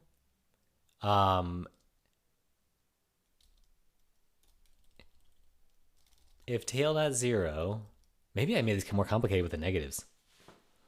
I'm not sure because the things are negative, never negative. Oh, because you're always starting at 0 in the loop. You need to start from where you are to where you're going. Oh, that's true. Okay, let's do that. But I also didn't take care of the diagonal thing either. Okay, so I'll just keep this, I guess, without the else. Let me see. So, oh, I am starting from 0, right? I have to start from, yeah, I have to start from self.tail. Self.tail.last. Unwrap. Wait. Is there a better way to do this? Oh, I did that. Tail.1. Tail.1. And this one is tail.0. Right, there we go. Oh, it's borrowed. Okay, there we go. Wait. Consider borrowing. Oh no. The method into exists for struct, but its trait bounds were not satisfied, which is required. Oh no. Okay, what if I just borrow this whole tuple, right?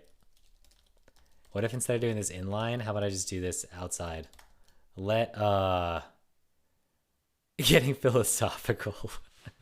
Yeah, that's true. Where you are to where you're going. Let iter equals tail.0. Oh, you know what? Let's just clone this. Unless I could do this. Self.tail because it borrowed is immutable. Okay. Right here, it's borrowed as immutable. I guess I could just do mute, I guess. Can I do this? Can I do this? No. Let's just clone this. Oh, so much better. Just the cloning, you know? It's always the cloning that gets me. Makes me so happy. All the errors go away. And it just uses a bit more memory. Okay, so let me see. So this, okay, it's still going back to 0, I think, which is interesting. But I'm also okay. Let me see if I can hack this. I always do this. I'm always just like, forget it. So let's put it in a hash, right?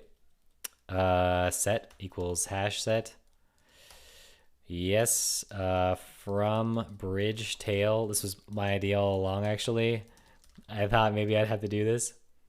From vec. Okay, it doesn't like that. So here, we'll just do new. And then we could say it's a U32. It's I32. It's a tuple, right? Hash set of this. Yeah. And then we could just say Brit for whatever xy in bridge.tail set.insert. What does insert do again? Insert adds value to the set. Return where this value was newly. Okay. But it shouldn't have we'll just try it. Set.insert xy. Okay, and then we could say set.len. Oh, it doesn't like this. Set as mute. Okay, nice. Okay, that's totally wrong, isn't it? Wasn't it supposed to be 13 or something, right? That was supposed to be 13 positions. The tail visit at least once. Probably because I didn't do the diagonal. I think it's because I didn't do that. And also, I'm hacking it with a hash and trying to keep keep unique values there in the tuple. If the head is ever two steps directly up down from the tail must also move one step. Okay. If the head and tail aren't touching and aren't in the same row or column, the tail always moves one step diagonally. Okay. So let me see. This, if y distant, I think I have to do, I'll just do this as else, I guess, because it won't be both. And then we'll say else here. So here we'll go if, like this. And then we could say if x distance dot abs greater than or equal to 2 and y distance dot abs greater than or equal to 2. If the head and tail, so this head moved up, and now it's like if this was 0 0, now it's 1 0 0 1, then this is now 2 away, right? Yeah, but like it's not 2 away x, it's only 2. These problems getting finicky. They do get finicky, and it's like I don't know if it's even fun really, like after. Oh, and you're setting 0 for the other when you're moving the tail. I'm setting 0. Oh, I am doing that instead of tail. Oh my gosh. Tail.0. Tail.0. There we go. Look, I'm glad that this is made well enough that you can actually follow along. Usually my code is just a mess. This is 1. Oh, this is 0, and this is tail 1. Yeah. Oh, see, you got it already. Already with the tuples. Okay, let me see. Also, didn't they bring Rust into Serenity? Did they not do that? Oh, I should update my meme on Twitter, and I should say Serenity. No, I don't think. I think maybe Ladybug. Oh no, they wrote their own language. That's what it was. Yeah, I love the NIH. Like, that's my favorite thing. Like, if I could literally like know the chemistry and like create silicon wafers and my own hardware and just from the full stack up, I would love to do that. That would be incredible. It'd be like a multi-year project. Like, I'd be like, look, this is everything you see here is there's a YouTuber who does that. Yeah, I saw that. I saw on Twitter that someone was doing that in their garage, but it was like 1970s stuff. I did see that. Okay, let me see. Okay, so this looks better now. Let's run it again. Oh, it went up. Oh no, that's not good. Okay, let me see. That's definitely not good. Okay, so here. Okay, so this is X. Okay. Okay, so let me see. If the head and the tail aren't touching, and aren't in the same row or column. Okay, so that's what I have to do. I have to say, if the distance is greater than or equal to 1. I think the same one kind of wild. Yeah, it was he's really young, like he's like in his 20s or something. Which is crazy. But he has like he gets like old equipment and he just does like just 70s or 80s style lithography or something. But it's insane. Like he made his first integrated circuit, I think, or not integrated circuit. He made his first wafer, I think. It's really cool. But what's crazy is if we didn't use all this abstraction, we could probably get by on like die sizes that were like 10 or 20 years ago, and it would be just as fast, right? Could you imagine if it was up to the application developer to like make the whole stack instead of the whole OS like taking away everything? I think you've worked yourself into a pickle here because you won't move the whole thing diagonally, only once or so, and then move in one direction. I wish I understood any of that stuff. Yeah, me too. I mean, like I went to college for it, but it's not like I retained anything. Here, because you won't move the whole thing diagonally. Yeah, that's what this is for. But I think you're right. I think if I'm gonna move diagonally,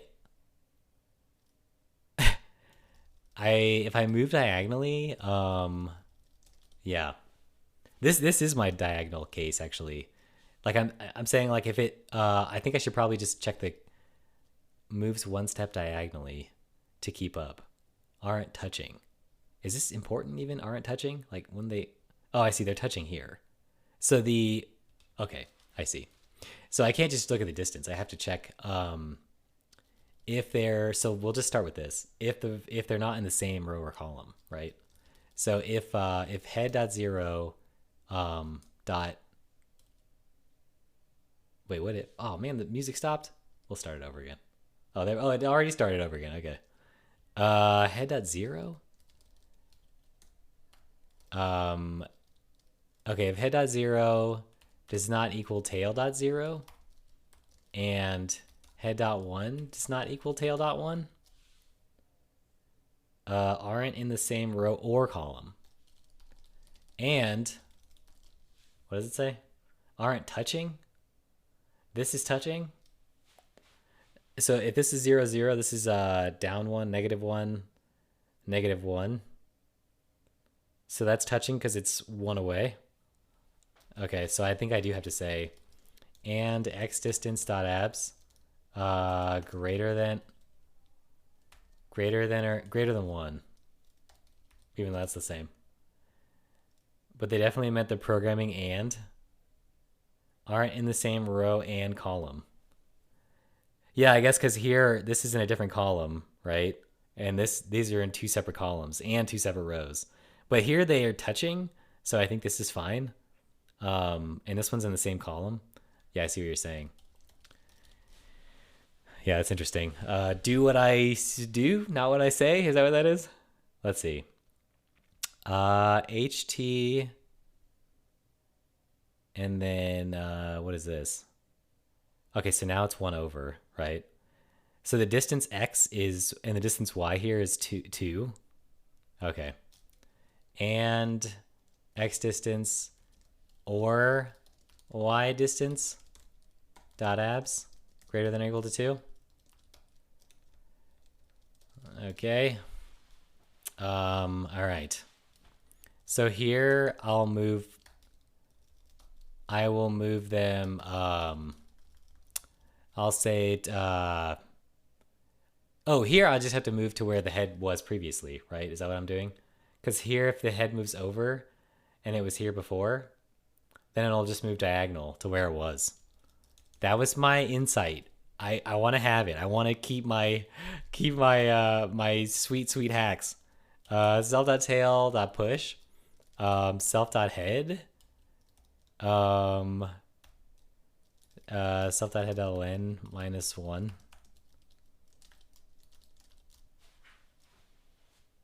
This is not gonna work. Oh my gosh, I got closer though. 14. Look at that. Whoa, what the heck? How is this even possible? How is this happening? How am I even in the ballpark? I actually wonder. I wonder if I just do. How bad is it if I just look at the bridge without the. Yeah, how? Yeah, how am I off by 1? This is my life. I always am perpetually off by 1. Like I should just change my name from SWLKR to off by 1. Okay, so there's 2 0 zeros here. That's really annoying. That's really super annoying. That should not happen.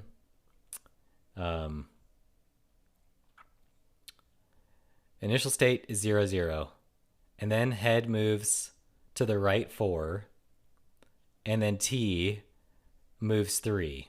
So here's the initial state, and then head moved here, or head moved here, and then it moved 1, 2. I moved 1, 2, 3. It shouldn't be 0 0 on both though.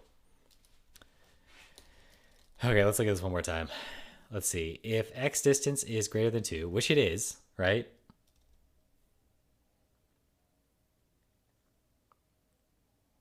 Surprise 0, 4. 0, 0 twice is fine. Yeah, let me look at this again. What was it? So I moved 4 to the right and then up 4. So the tail should have moved 1. Oh yeah, why did it move up 4? But enjoying trying to catch up. Because the head has to get 2 away, so it moves twice without the tail needing to move. Yeah, okay, so maybe this is wrong. Right? Or that's the Y, so maybe this is wrong. Oh, maybe this is what's happening. I added this, right? Uh, so I'm saying like if the head is not in the same column or the same row. Oh yeah, it does not equal. Of course, it's the opposite. That's why it has to be and. Is the first time the diagonal does its thing. Let's see. Is it though? Let's see. Right 4 and then up 4. So it should be it moved once. Oh yeah, it moved 3 times. I see it. Okay. And then it moved up 4. Yeah, why did it move? Oh, it moved to 4. But it should, oh, I see. This is the Y. The Y is completely wrong. Yeah, why is it 0? It should be oh wait, tail 0. Yeah, no, that's fine cuz tail 0 should be 3. Yeah, it should go right immediately. Yes. Yeah, you're correct. You are correct. Shoot, man. Like wait, 0 4. Why is this 0 4? If head 1, okay, so if tail 1 to distance, I think I should just do greater than or equal to 1 instead of 2. Um, let's just try it. Well, let's not try that. Let's debug this one first. Tail 0. It should be whatever. Oh, right. Oh my gosh, this song. I did clone this. Maybe I need to do a reference instead. Oh my gosh, it's already failing. Immutable borrow. What am I changing on tail? Oh, it's the iterator, isn't it? Can I do that? No. Let me just keep the clone. 0 4 is coming from the diagonal block. It seems you have an off by 1. Yes, I have an off by 1. The surprise negatives later are because you're doing instead of subtracting from the current position. Oh my goodness, terrible. Tail dot 1, tail dot 0. Tail dot 0 plus, right? Oh my goodness, terrible. Seriously, this is the worst. I'm the worst programmer. Like, how am I so bad? How do I stay employed? Who's paying me to write this code? Back to the how question. Okay, so let me see. I feel like this is still okay. I feel like this diagonal move is okay still. Let me see. So now that I'm only keeping up because I've done this already. That is true. Let me see. Okay, tail 0, tail 1, and you know Rust now, right? You already learned it. Okay, so tail 1 minus I. Okay, so I'm just gonna try this again. Oh, I love zellij. It's so good. Okay, I'm back to 17. That's okay. That's all right. But I still have my zeros though. It should go right immediately. Yes. That's probably I'm gonna try 1. Cause 2 is 1 away. Right? Let me try that. We can say let max distance. We'll have a constant. Const max distance U32 I32 equals 1, right? Then we can go back to oh geez. Then we can go back here and say max distance. Yep, learned it. To be fair, we don't usually have to move snakes. That is true. That is true. I spent a lot of time in the database and not a lot of time doing anything else. Let me see. Greater than or equal to 1? Oh, that's what I was doing. Max distance. So now I can just update all this stuff all at once and keep it VWoo. Let's go. Oh, we're going. Oh no. I got really excited and I closed it. Okay. Oh, the song. Yeah, that too. Okay. Where was I? Yes. All right. So okay. Let's try this. Wait, can I unlock this thing? How do I unlock this? Oh my gosh, are you serious? Okay. I'm still okay. Why did that not do anything? How is that even? How did I change from 2 to 1 and it didn't do anything? Are you serious? Let me see.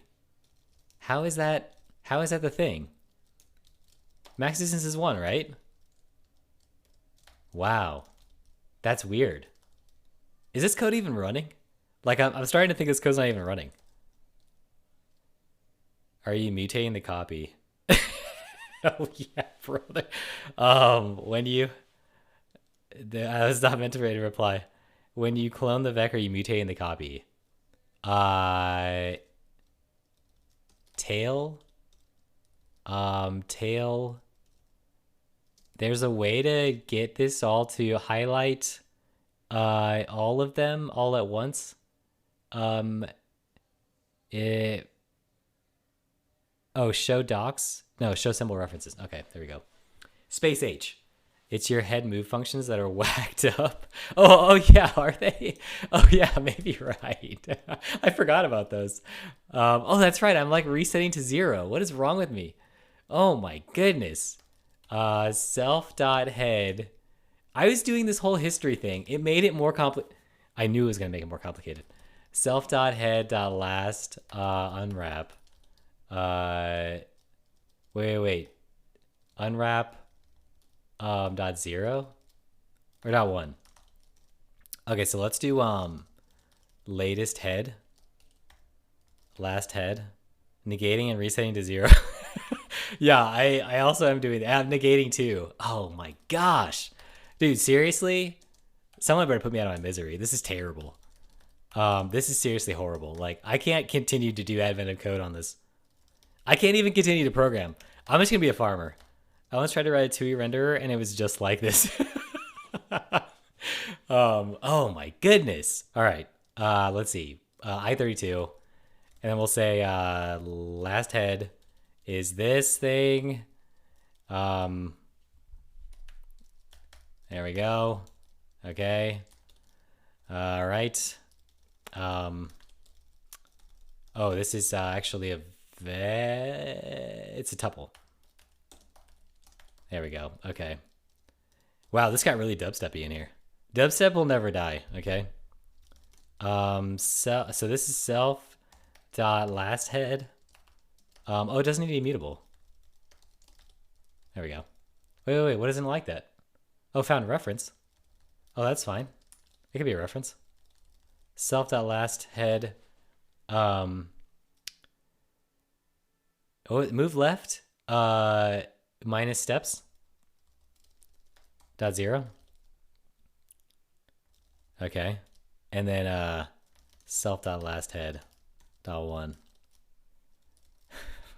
It's just there should be, I should have thought about this before. I was gonna keep all this history to debug because I think my debugging is making it worse. Self dot last head at 0 plus steps. Self dot last head. I didn't even have all this stuff before. That's probably what it is. Self dot last head. Move up is gonna be dot 0, and then self dot last head dot 1 plus steps. Dot 1 minus steps. I should. Yeah, it's fine. Okay. Yep. All right. So let's see. This moves left number of steps, and this moves. Okay. Let's try it. Oh my gosh, the zeros. Are you serious? Wait, there's only 10 steps now? Oh my gosh. Okay, it's probably because I set the max distance to 1 instead of 2. All right, this is I've got like 5 minutes. CV hazmat, this code be funky. Yeah, I don't know what I don't think I have CV hazmat. I don't know, like the 7 TV, it's still installed. Like it's still there, you know? Giga Chad? Oh my gosh, it doesn't even work. Are you serious? Let's refresh this. Oh, there we go. Wait, is it gonna re? Oh man, what was the other one? I don't even remember. Oi Mina, is that what it was? Uh, Frick, man.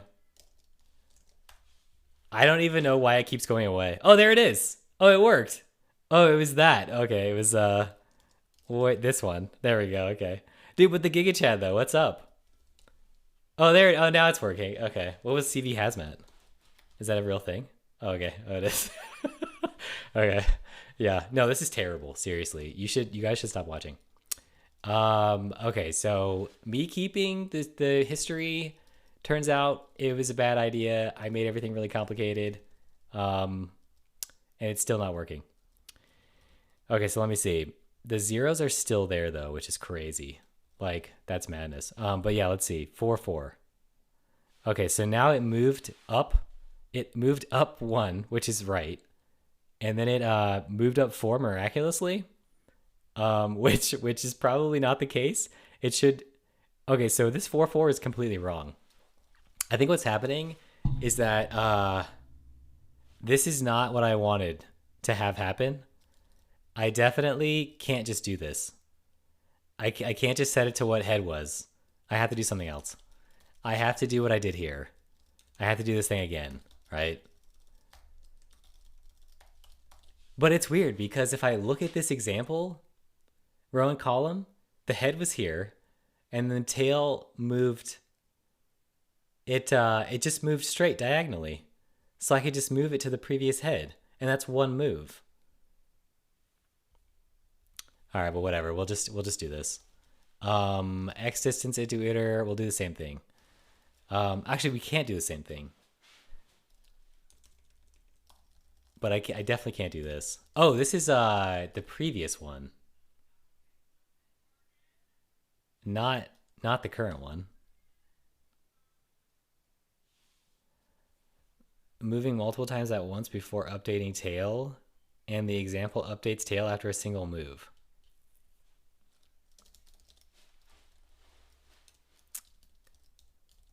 Look, I'm just really proud of this motion from parts, okay? I thought that was really nice. Let's see. Move right, move left. No, I'm only doing one iteration each line, and then I'm updating at the end, right? Like I'm only doing the match on each line.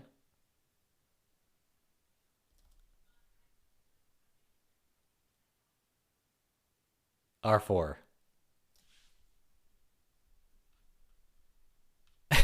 What is R4? Wait, hold on. R4. You are moving head right. Yeah, right here. This one, right? So here, this one moved in the correct fashion here. Um, in the examples, the code move head right 1, then updates tail times 4. That's what I'm. This is the tail moving, right? It's moving from 1 to 4. Yeah, so I'm. Okay, wait. It moves the head right. Yeah. So this is tail. Okay, hold on. So the head. Okay, let's actually look at head, because before I debugged that and it was not working and I thought it was. Okay, so head is 0 0, which it shouldn't be. Oh, that's tail. Jeez. Let's look at head. Okay. Luckily, I have all this history. Okay, here it is. So 0 4, right? So it moves 4 to the right, and it moves 4 up. Using the for loop to catch the tail up to the head, you already moved 4 times.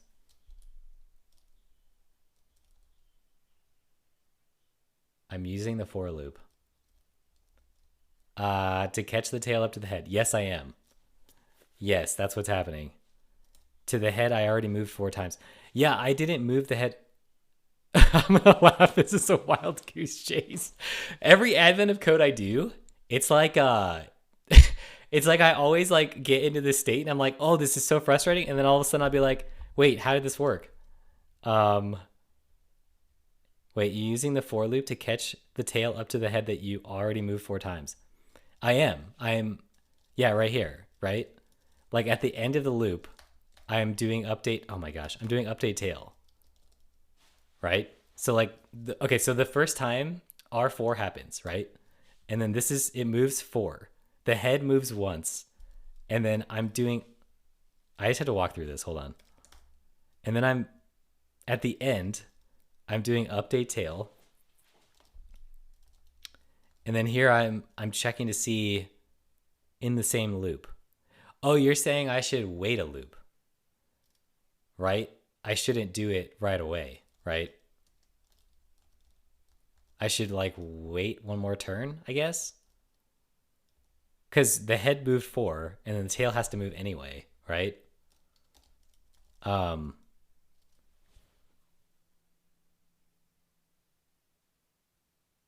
yeah, this diagonal thing is like terrible. But I feel like it's okay still somehow. So yeah, like if I'm moving right 4, the first thing I do at the end of the for loop, so your list of head positions is not the same as your list of tail positions. Yes, yes. Yeah, the head list just jumps. That's why you're Oh, yeah, I see what you're saying. I see what you're saying.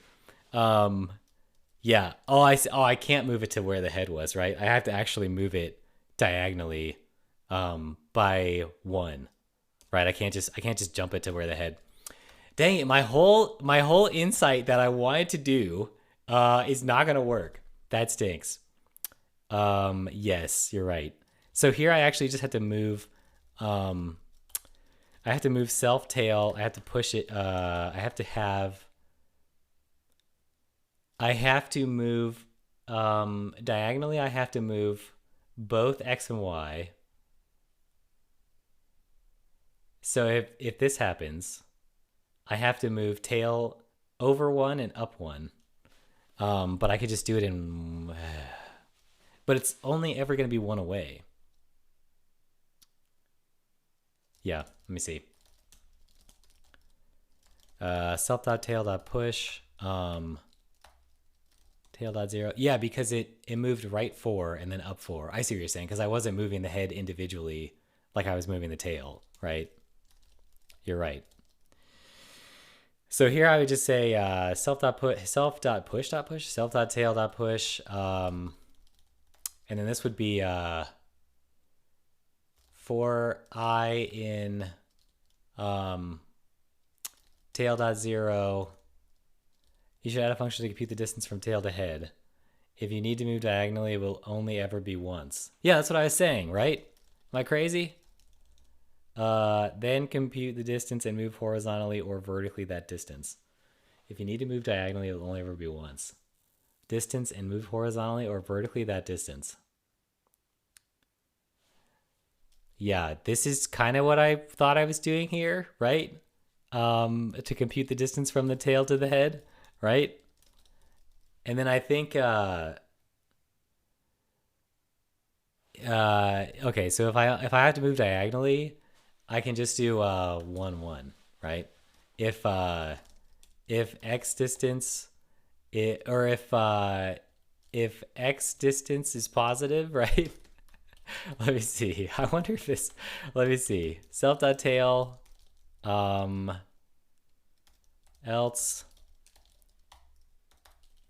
Oh, I can build this actually instead of doing self.tail. Yeah, this is my function is update tail, right? That's what the list was for. I thought it was positions, but they were supposed to be movements. Um, they are positions, and they're supposed to be positions and movements. Um, they're where it moved. So like the history of where it moved, I guess. Like it's it's at coordinate. So the head is at coordinate 0, and then it moves right 4. So now it's at coordinate 4, I guess. Does that make sense? That's just the head. The tail is what I was trying to like keep the coordinates of where it moved and then just sum those up, I guess, right? That's what I was thinking. But I'm not sure. I think I made it more complicated than it had to be. Let me build this. Chord. We'll say XY. We'll say tail XY. Tail XY, If x distance is positive, then we will say this is a I-32, I-32. Is there like a tuple default or something? Is that a thing? We'll just say 0, 0. Tail xy dot 0 equals tail dot 0 plus 1. Yeah. Or tail 0 minus 1. If y distance is positive.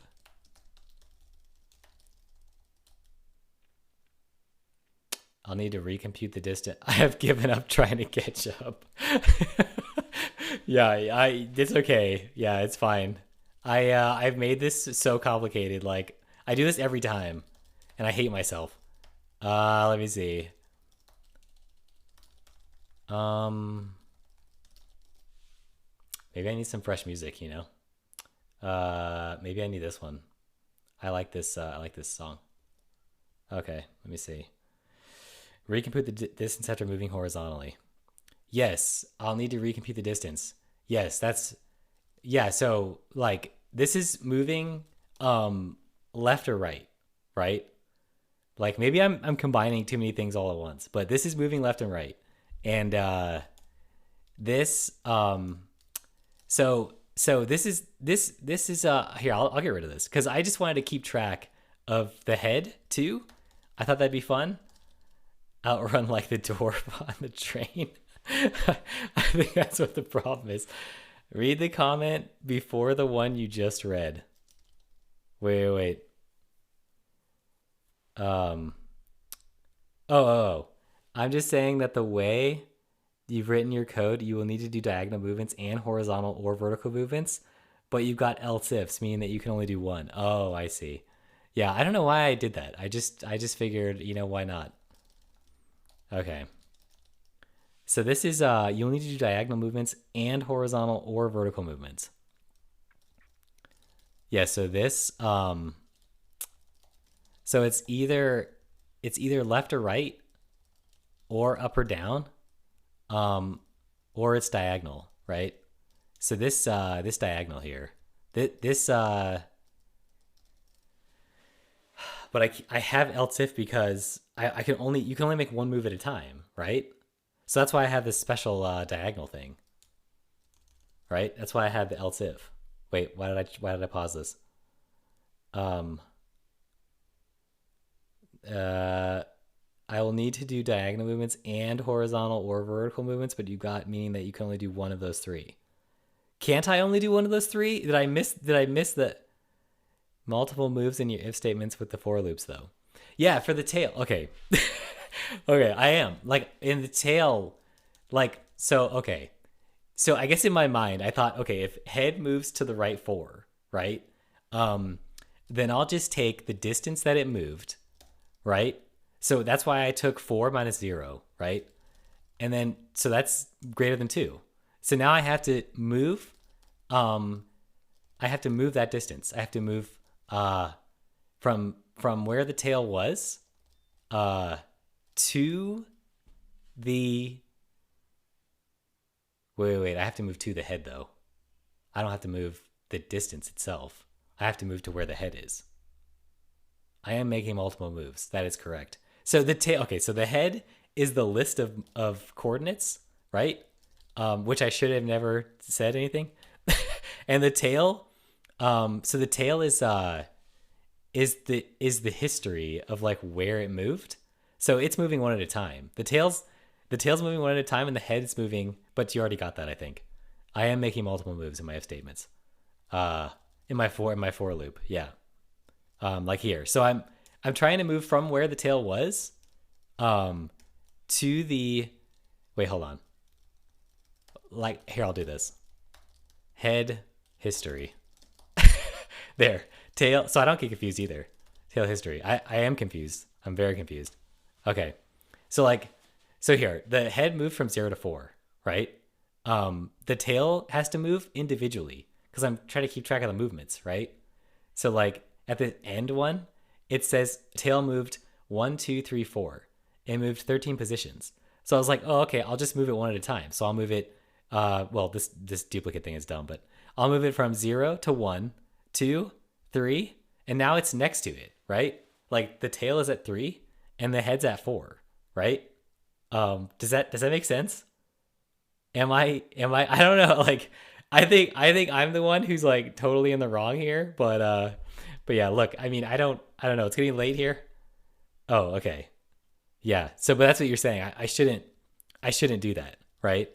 In update I shouldn't make multiple moves. That's what you're saying.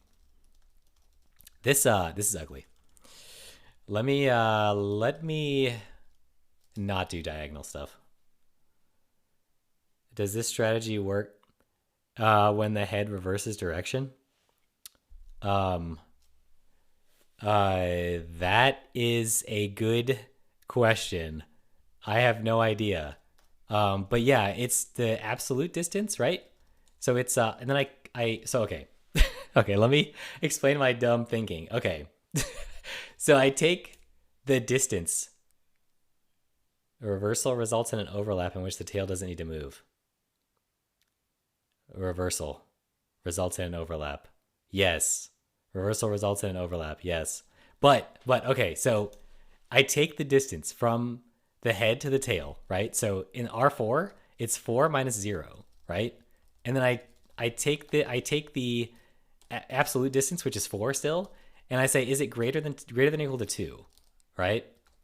And it is, right? Oh my gosh, the stupid zellij. Okay. And then I say, okay, so move tail from 0 that distance, right? So like from 0 to 3. And that's what it does. It moves 1 here, and then 2, and then 3, and then wait, why is it 3? Why is it double 3? It doesn't matter. I'll just get rid of duplicates. But so the next time, right? It moves up 1, 2, 3, right? And then it stops there.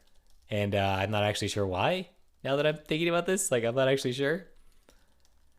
Um, but I don't actually understand reversal results in an overlap in which the tail doesn't need to move. Maybe I didn't count for that. I don't think I did. Okay, so R4, T covers S, and then T is here at 0, 1. Or, yeah, 1, 0. And then T's at 2, 0. And then T's at 3, 0. Right? And then, so the head moved, and T's still at 3, 0. But then T needs to be, what's S? S is the starting point. So like that's 0, 0, right? Um so T is now at 3, 0, which it looks okay. Like that looks all right. And then they're touching, so it's fine. But then the head moves up one more. So it moves up to 4, right? Oh, I see what you're saying. I should just move the head one at a time too, instead of trying to do all this madness, right? Because the head history is like not actually history. It's like head positions. This is head head coordinates, right? Um, or like the motions, like the commands, right? And it's not like a history, not a history. Yeah, I see what you're saying. Maybe it would make more sense if I did that. So let's do that. So also well, keeping history, I mean it's helping me debug, I guess. Okay, so let me see. Let me change head to be history. Oh my gosh, I have to go. 10:14. Okay, let me see. Um and once I'm off this I swear, every time I stop streaming, I solve it in 2 seconds. And I go, "Oh yeah, that was dumb. What was I thinking?" Okay, so let me see. So instead of doing this, which is crazy, we'll do four we'll just do 4 I in 0 steps. Do I really want to do into iter though? Can I just do that? Can I do that? Around iterator expression? Can I do that? This might be okay, head dot push self.head dot zero plus I. Oh, minus I.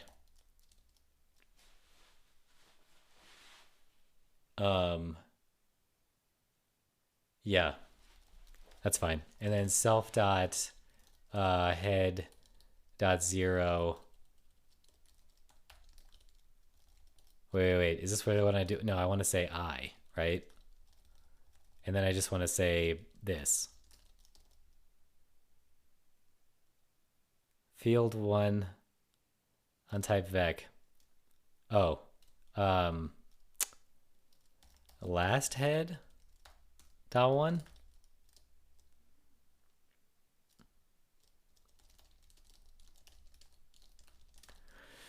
Okay. So now if I do this, right, now it's actually a real history of what the head, where the head moved. So then I could just say self dot, this is opposite 0, self dot last head. This is actually, I'm moving right. Sorry, this is the same. And then self dot last head. Oh, this is just I. And this is self dot last head dot 0 minus I. Yeah, right. Oh my gosh, this is terrible. Okay. And this is similar, I guess, right? Last head 0 is left.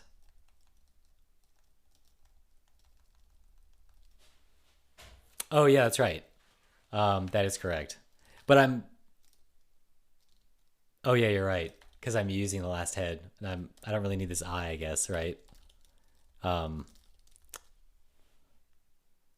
yeah, because I'm using the last head already. Why am I doing this? Why am I doing this? Maybe I do need to do this. Yeah, I'm not sure. Let me see. Self dot last head would be.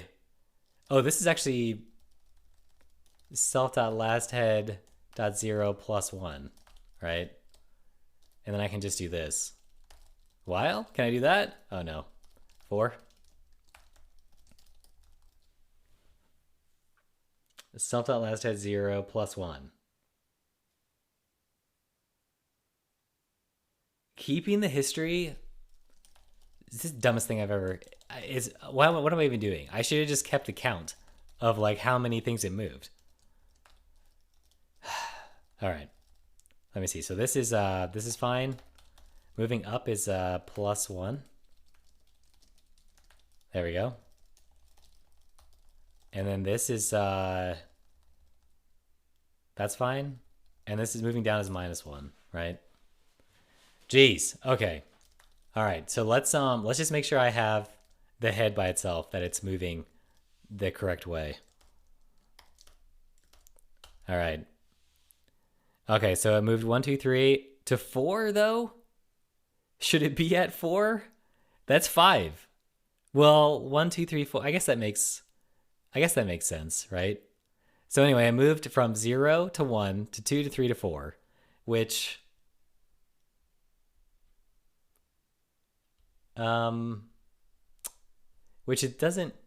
Starting 1, 2, 3, 4. I guess the benefit here is that you can call update tail in those for loops, and the update tail only has to move 1 time. That is true. That's a good point. Instead of doing that, yes, that's correct. That is true. To keep them synced, I guess. Yeah, right. Okay, let me see. I can't believe I'm at this for 2.5 hours. That's terrible. Well, I mean, not really 2.5 hours, but close enough. Okay, so here, when the head moves 1, I can just move the tail, I guess, right? Instead of a slinky. That is true. But in my mind, it was a slinky. Like, the first thing I thought was like, oh, it's a slinky. Okay, so self dot tail dot push, and then we'll just do right and see if it moved correctly, right? Self dot tail dot push. This is gonna be self dot tail dot. Oh, I need to actually have the last tail, right? Man, I made this super complicated. Okay. So this one's gonna be self dot last tail. It's not gonna move on the vertical at all, and it's gonna move self dot last tail.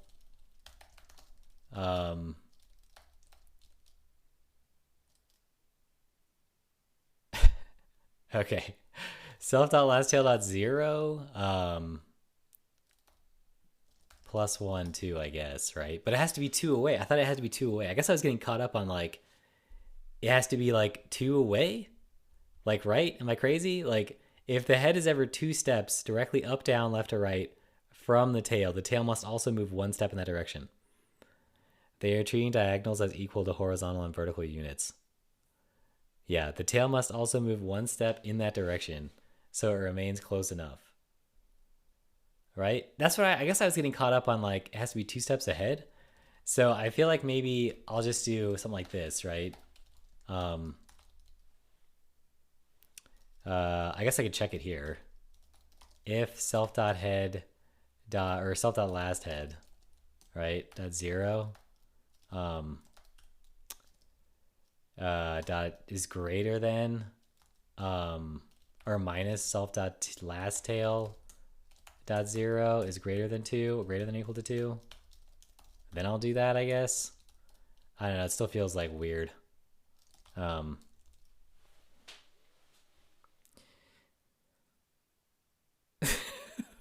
What is that thing? What is that? What is that even? Oh, it's just Mina. I don't use update tail. Yeah, but I've already like ruined update tail, right? Like I don't have the diagonal anymore. Yeah, I guess just delete the for loop. Okay. Oh, I see what you're saying. Yeah, because now I don't need that anymore. Yeah, I get that. And then I could just do plus 1, right? I is just 1 now, right?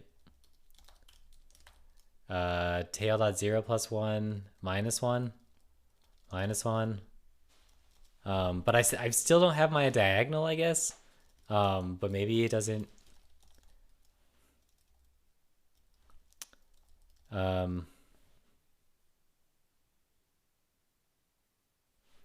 don't even know. Do I need to clone this still?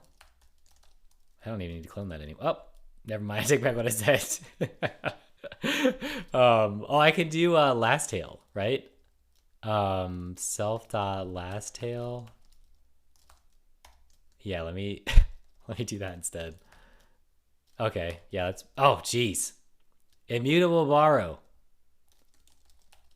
All right. Oh, and we could use this too. Oh my gosh, I just hit the mic. There we go. Oh my gosh, are you serious? There we go. We'll clone both now. Actually, that's worse somehow than what I had before. There, we'll just leave that. Okay, so now now I can call update tail here. Yeah, now I can do this. Self dot update tail.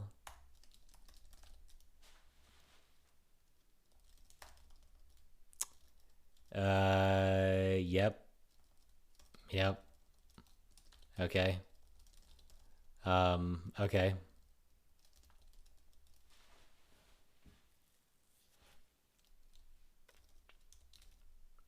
Okay, so if I've moved, okay, let's just run it.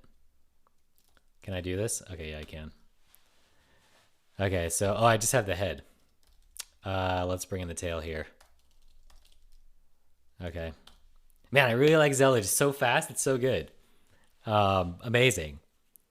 Okay, so I have my 0 0's gone. 1 2 3. Okay, so it's at 3. That makes sense, but my diagonal is going to be totally messed up though, I think. because I'm not handling that. Oh my gosh. Okay, 1, 2, 3, and then it moved diagonal here, but I don't have that. I don't think. 3, 1. Yeah, but it should be 4, 1, right? Increment toward, that took in two numbers. It would move the first number toward the second, whether that is a paragraph, whether it's less than or more than the first. So increment toward 1, 4 returns 2, and increment toward 1, 1 returns 1. It works on all the moves, and you don't have to do any horizontal, vertical, or diagonal checks. Just see if the distance is 2 or more first, then call that method for x and y for the next point. Increment toward and increment returns 1. Wait, hold on. Okay, it would move the first number toward the second, whether it's less than or more than. It would move the first number toward the second, whether it's less than or more than the first. So increment toward 1, 4 returns 2. Why would it return 2? 7, 3 returns 5. Why? Wait. Wait, increment towards 7, 3 returns 6? What? Like what? How is that even? Increment towards 7, 3. What? Why would it return 6? Yes, but why would it return 6 though? 7, 3? Like, oh, because you're starting at 0, 0? Is that what you're saying?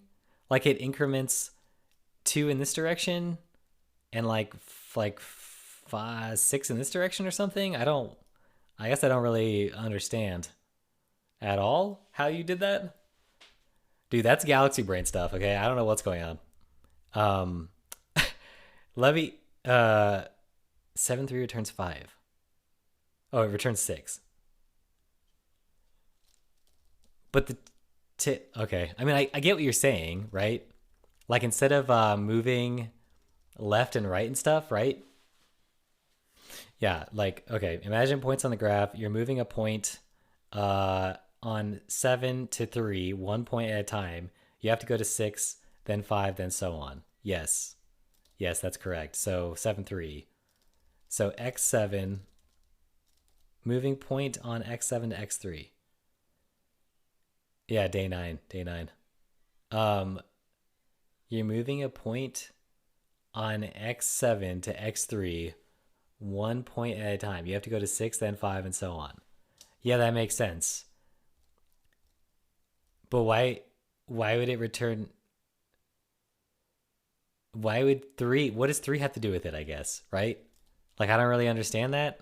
Like I get it might return 6. Like you have to move 6, but you're moving in the x and the y direction, right?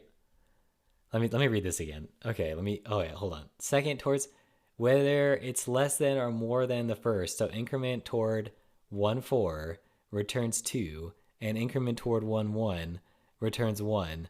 It works on all the moves, and you don't have to do any horizontal. Just see if the distance is 2 or more first, then call that method for x and y for the next point. Increment toward. Okay. So you're saying underneath move left and all this stuff, you just have another function, right? Called move to. Move to, right? Or increment to, and it returns a number, and it takes something, right? Or it takes two numbers, you said, right? It takes x, right? Why would an increment to returns 1? Yeah, so the first argument would be the current tail value. Okay. I don't even need that because I'm in this thing. The second argument is head value. The return value is what the new tail should be. You call it for tail head XY. Okay. I don't know if that's gonna help me. Actually, you know what? Let's just see what is the number. I'm actually kind of curious. How many moves did I make here? Oh, but diagonal. I don't have that. That's definitely not right.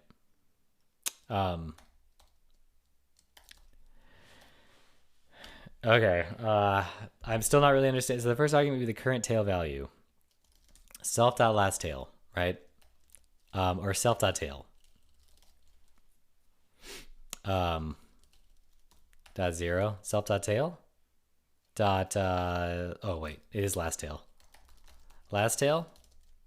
Current tail. Okay. And then the second argument is head value. Return value, okay. Let current head equals self dot last head. Current tail 0. You call it for tail head X and Y.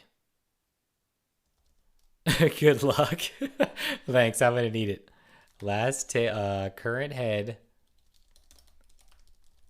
dot 0 minus current tail dot 0. Return.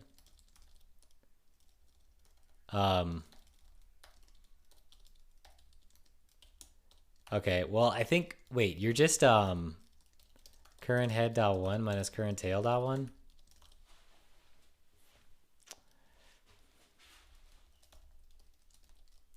Mismatch types.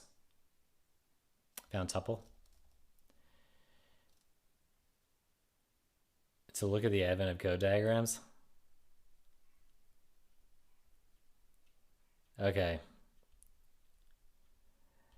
Initial state, okay. 0, 1, 0, 0. Or 1, 0, sorry. And this one's now 1, 0. Right? Okay. And then up 4. So then it moves up. And then tail. Okay, so this needs to actually go towards this, right? When the head gets 2 away, you move the tail 1 closer, meaning that you increment either X or Y by 1. When you move diagonally, you move X and Y by 1. Yes. Yes, I understand what you're saying. I think I understand what you're saying. Okay. Yeah. Well, okay. This is so difficult to write. Yeah, that's why the hold on. Let me just okay. So how I guess the my update tail function is similar, right? It's I'm checking to see if it's 2 away, right? Oh, but you're saying I don't need to do that check. I could just get the coordinates, the new coordinates, right? I mean, yeah, like I can separate this, and I could get the new. I need the new. These are the new coordinates I should have, right? So like, let's say head got updated. Um, let's say increment 2. Um, let's say head is at 0, 1, right? Um, oh, but you also said um, you also have to check to see if it's 2 or more. Then call that method for X and Y for the next point. Oh, I see. Okay. So you have to check to see. Yeah. Wait, if tail is less than head, tail X plus 1. Oh, I see what you're saying. Yeah, instead of subtracting. If current, we'll just call it tail. That's fine. Tail, head, tail dot X less than head dot X. Tail dot X plus 1. Is that how you, that's how you, tail dot X. Tail dot 0. Tail dot 1, or head dot 1, 0. Doubles. Oh, so you are checking the absolute. See, I was doing absolute with this subtraction, but it's the same thing. Head 0, return tail dot 0, or tail dot 0 minus 1. Yeah, I see what you're talking about. That's the new X coordinate. Yes. result equals I32, I32. And then we could say 0, 0. And then we could just say it's mutable. Result.0. Result.0. Return result. Yeah, I mean, you're like separating X and Y, right?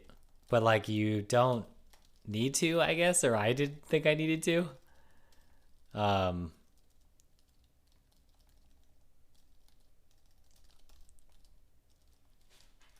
Okay. Yeah. No, I know. You wouldn't return. You want to assign. Oh yeah, yeah, okay. But yeah, like so you're just separating it out, right? But I was kind of doing this here with my distance, but I feel like it's with the absolute, you know? Um, but uh but yeah, you're doing it all at once, right? You're saying if it's instead of doing absolute with 2 and doing negative, you're just doing it separately. This way you don't have to do any of the checks for which direction. You're just going toward the head. Oh, I see, I see.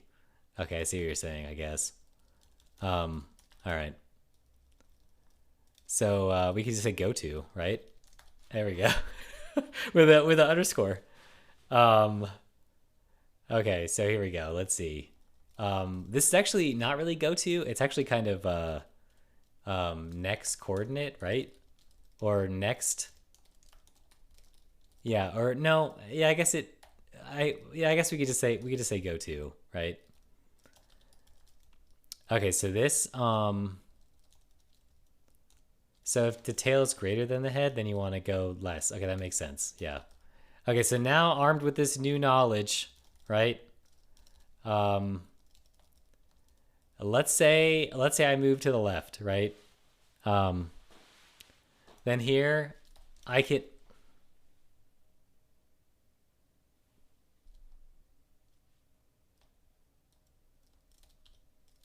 if tail dot zero, oh.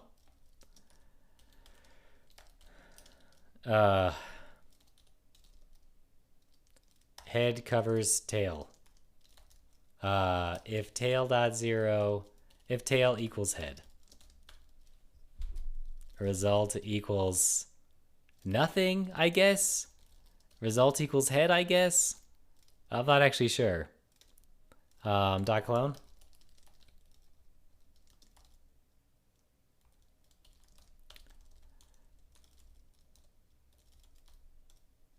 Okay. Yeah, that makes sense, I guess.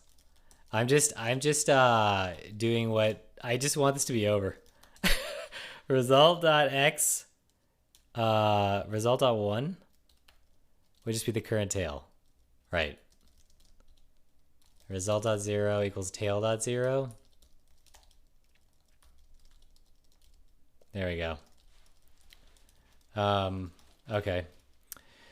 So anyway, I don't actually know how to use this, but I guess I would just say let new coordinates equals self.goStreamerGo go to, and then now I have these new coordinates, and I feel like a third wheel. This would be used in update tail. Oh, I see what you're saying. Okay. So maybe I'll keep that the same. Self.update tail. You still have to do the config. Oh, okay. Yeah, that's what I was. Do I though? Oh yeah, I guess I do. Because you're doing negatives, right? So here, I don't need to do this anymore, right? But now I can just do, oh, I see. I was doing it all at once. Oh, you didn't like that. Okay. It was too procedural. It was too imperative. Um, okay. Self.tail.push. We could just do let new coordinates equals go to self.go to, and then we could just I could just say push the new coordinates, right? There we go. And then here I could do the same thing, right?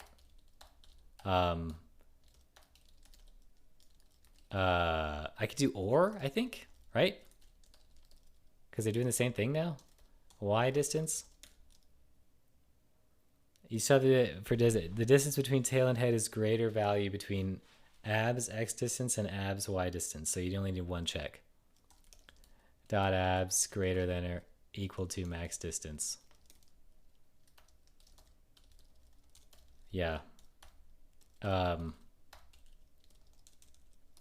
Okay.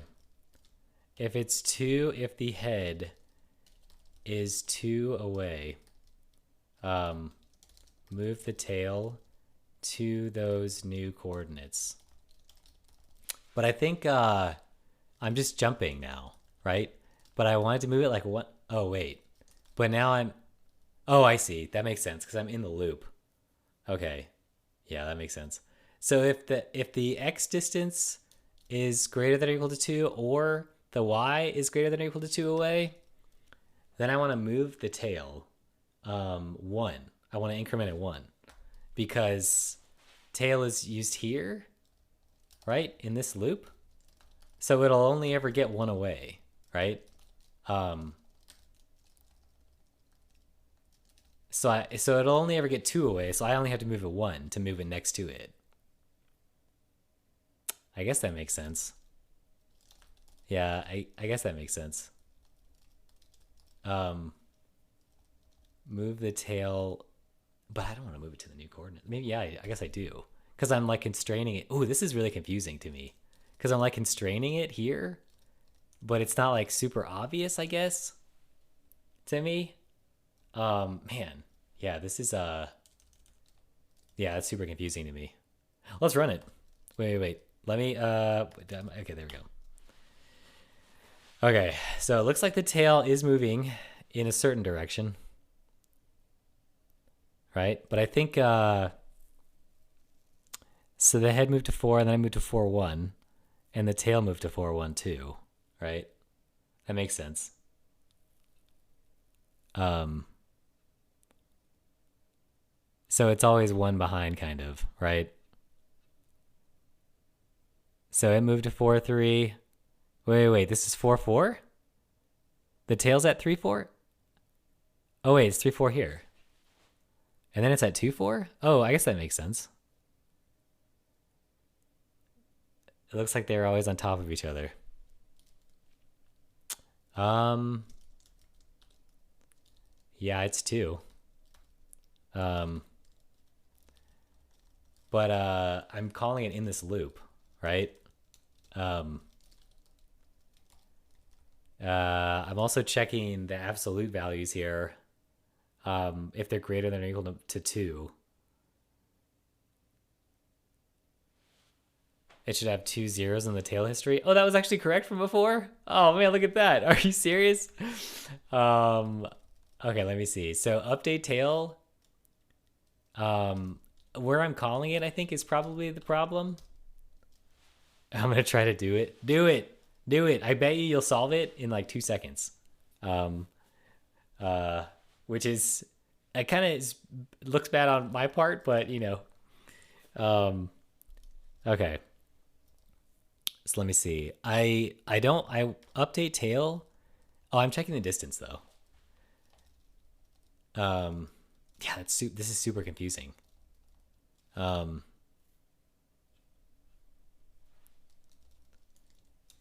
actually kind of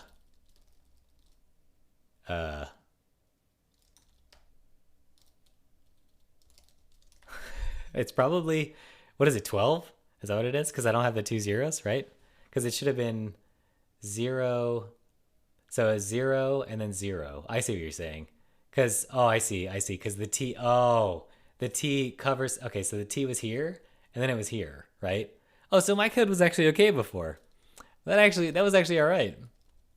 So I think in my move right, when I do this, and I call update, in that one instance, get out of here.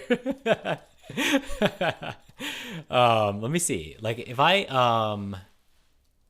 so if I do this go to, and I say max distance. So this shouldn't, yeah, you're right. This shouldn't get called. for 2 iterations, right?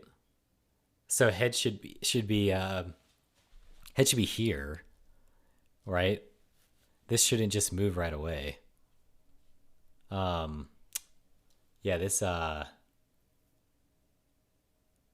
I probably.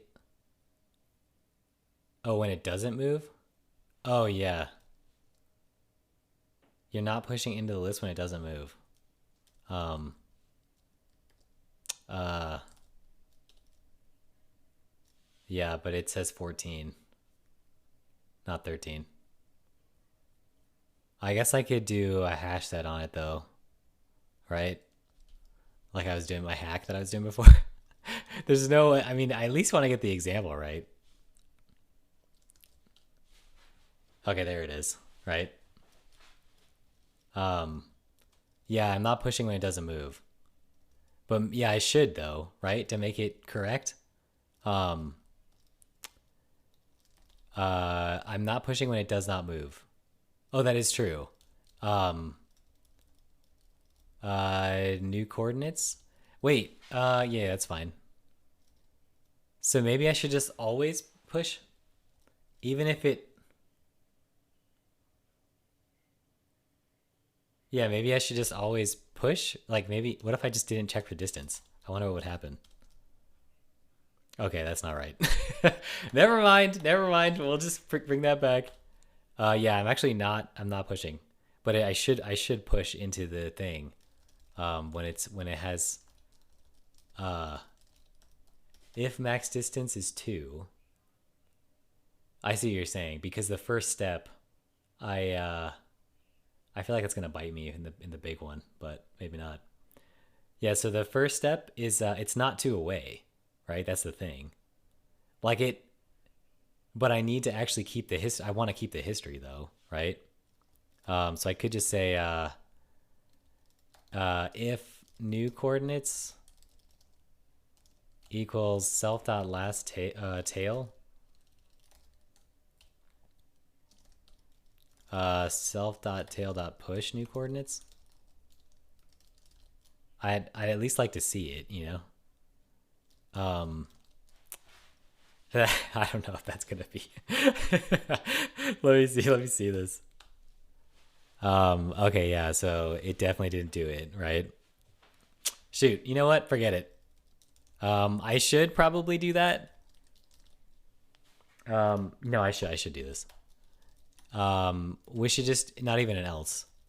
If the new coordinates, um, they don't equal though. The new coordinates are 1, right? So if the head is here and then it moves, the new coordinates are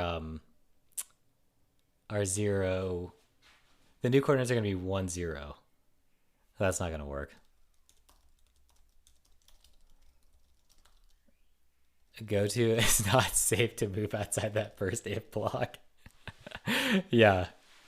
I think you just pushed tail since you cloned it. Oh, that's true. Um, yeah, that's true. Uh, but yeah, let me see. I could just do else, I guess. Self that tail because I want to keep it too. So I always push self dot tail. I just do tail. Let's see. I gave up fighting it and started playing with Rust today. I'll be back to you. You're never going back. You're never going back now. Oh, there it is right there. Right? There it is. Now it's got all the moves. It's got all the history. Amazing. And it's still got the right answer too. All right, let's just try it for the big one and then after even if I get it wrong, I have to go because it's like way too late. All right, let's try it. Let's do it. Oh, bin day9.real.text. There we go. Wow, 2000. That's a lot. Okay, so let me see. So I got 13, right? I got 13 at the end. So it's definitely, and I'm also, but I also had 25 moves, but it said at least once. So I just did a hash set and I got rid of the duplicates. Um, If this doesn't work, I'm gonna undo that and I'm gonna try it again. But we'll see. We'll try both. Okay, so let me just make sure day 9, right? Okay, let me try this one more time. Okay, so we can just do part 1, right? We'll just say part 1. Part 1. Like PDF, I'm telling you, you're never going back. Once you get a taste of the rust, like the metallic taste in your mouth, like it just. Okay, so let's do day 9 real. All right, this is a moment of truth, right? McGarvey helped me through this. He basically wrote it. He basically wrote all the code. In fact, he came over to my house and wrote the code, and I just took off for a second. Let me see. Okay. Oh, I'm actually outputting that. Why am I still outputting the debug? Let me not do that. Let me just see. Oh, there's no way I can even look at that. Let me see. So this is probably not right. There's no way. How can it move? There was 2,000 lines. How many lines were in the real one, or the fake one? Day 9. 7 lines. Oh, and 13 moves. Well, this might actually be okay, but I somehow doubt it. There's no way. Let's just put it in. Oh my goodness, are you serious? It is the right one. I can't even believe it. Like, it's only because McGarvey did it though. It's only because don't want to redo this in a rush. This has been difficult. No, it's only difficult because I made it difficult. Okay, like I'm telling you, if I didn't do all this madness, like it would have been okay. I think the lesson is to let McGarvey do the programming, and just to let me just hype him up. You know, like just get hyped. You know, that's it. Like this is the one. Like we're not going to part 2. The stream is over. Okay, I've been at this for almost 3 hours. All right, McGarvey, thank you. Mike PDX, good to see you. I broke it down to 1 move at a time at the start. Yes, I did do the 1 move, but I also messed it up somehow. And I should have broken apart my update tail like you did when you told the whole increment thing, because you want to separate the new coordinates from the movement, right? That part 2 would really kill your solution. Oh shoot. Okay. Well, I'll just do that off stream then, and I'll just push it later. Yay, McCund. Thanks for watching. It's multiple knots. Oh shoot. I think it'll be all right because I just have head tail. I can just add a vector. Well, okay, whatever.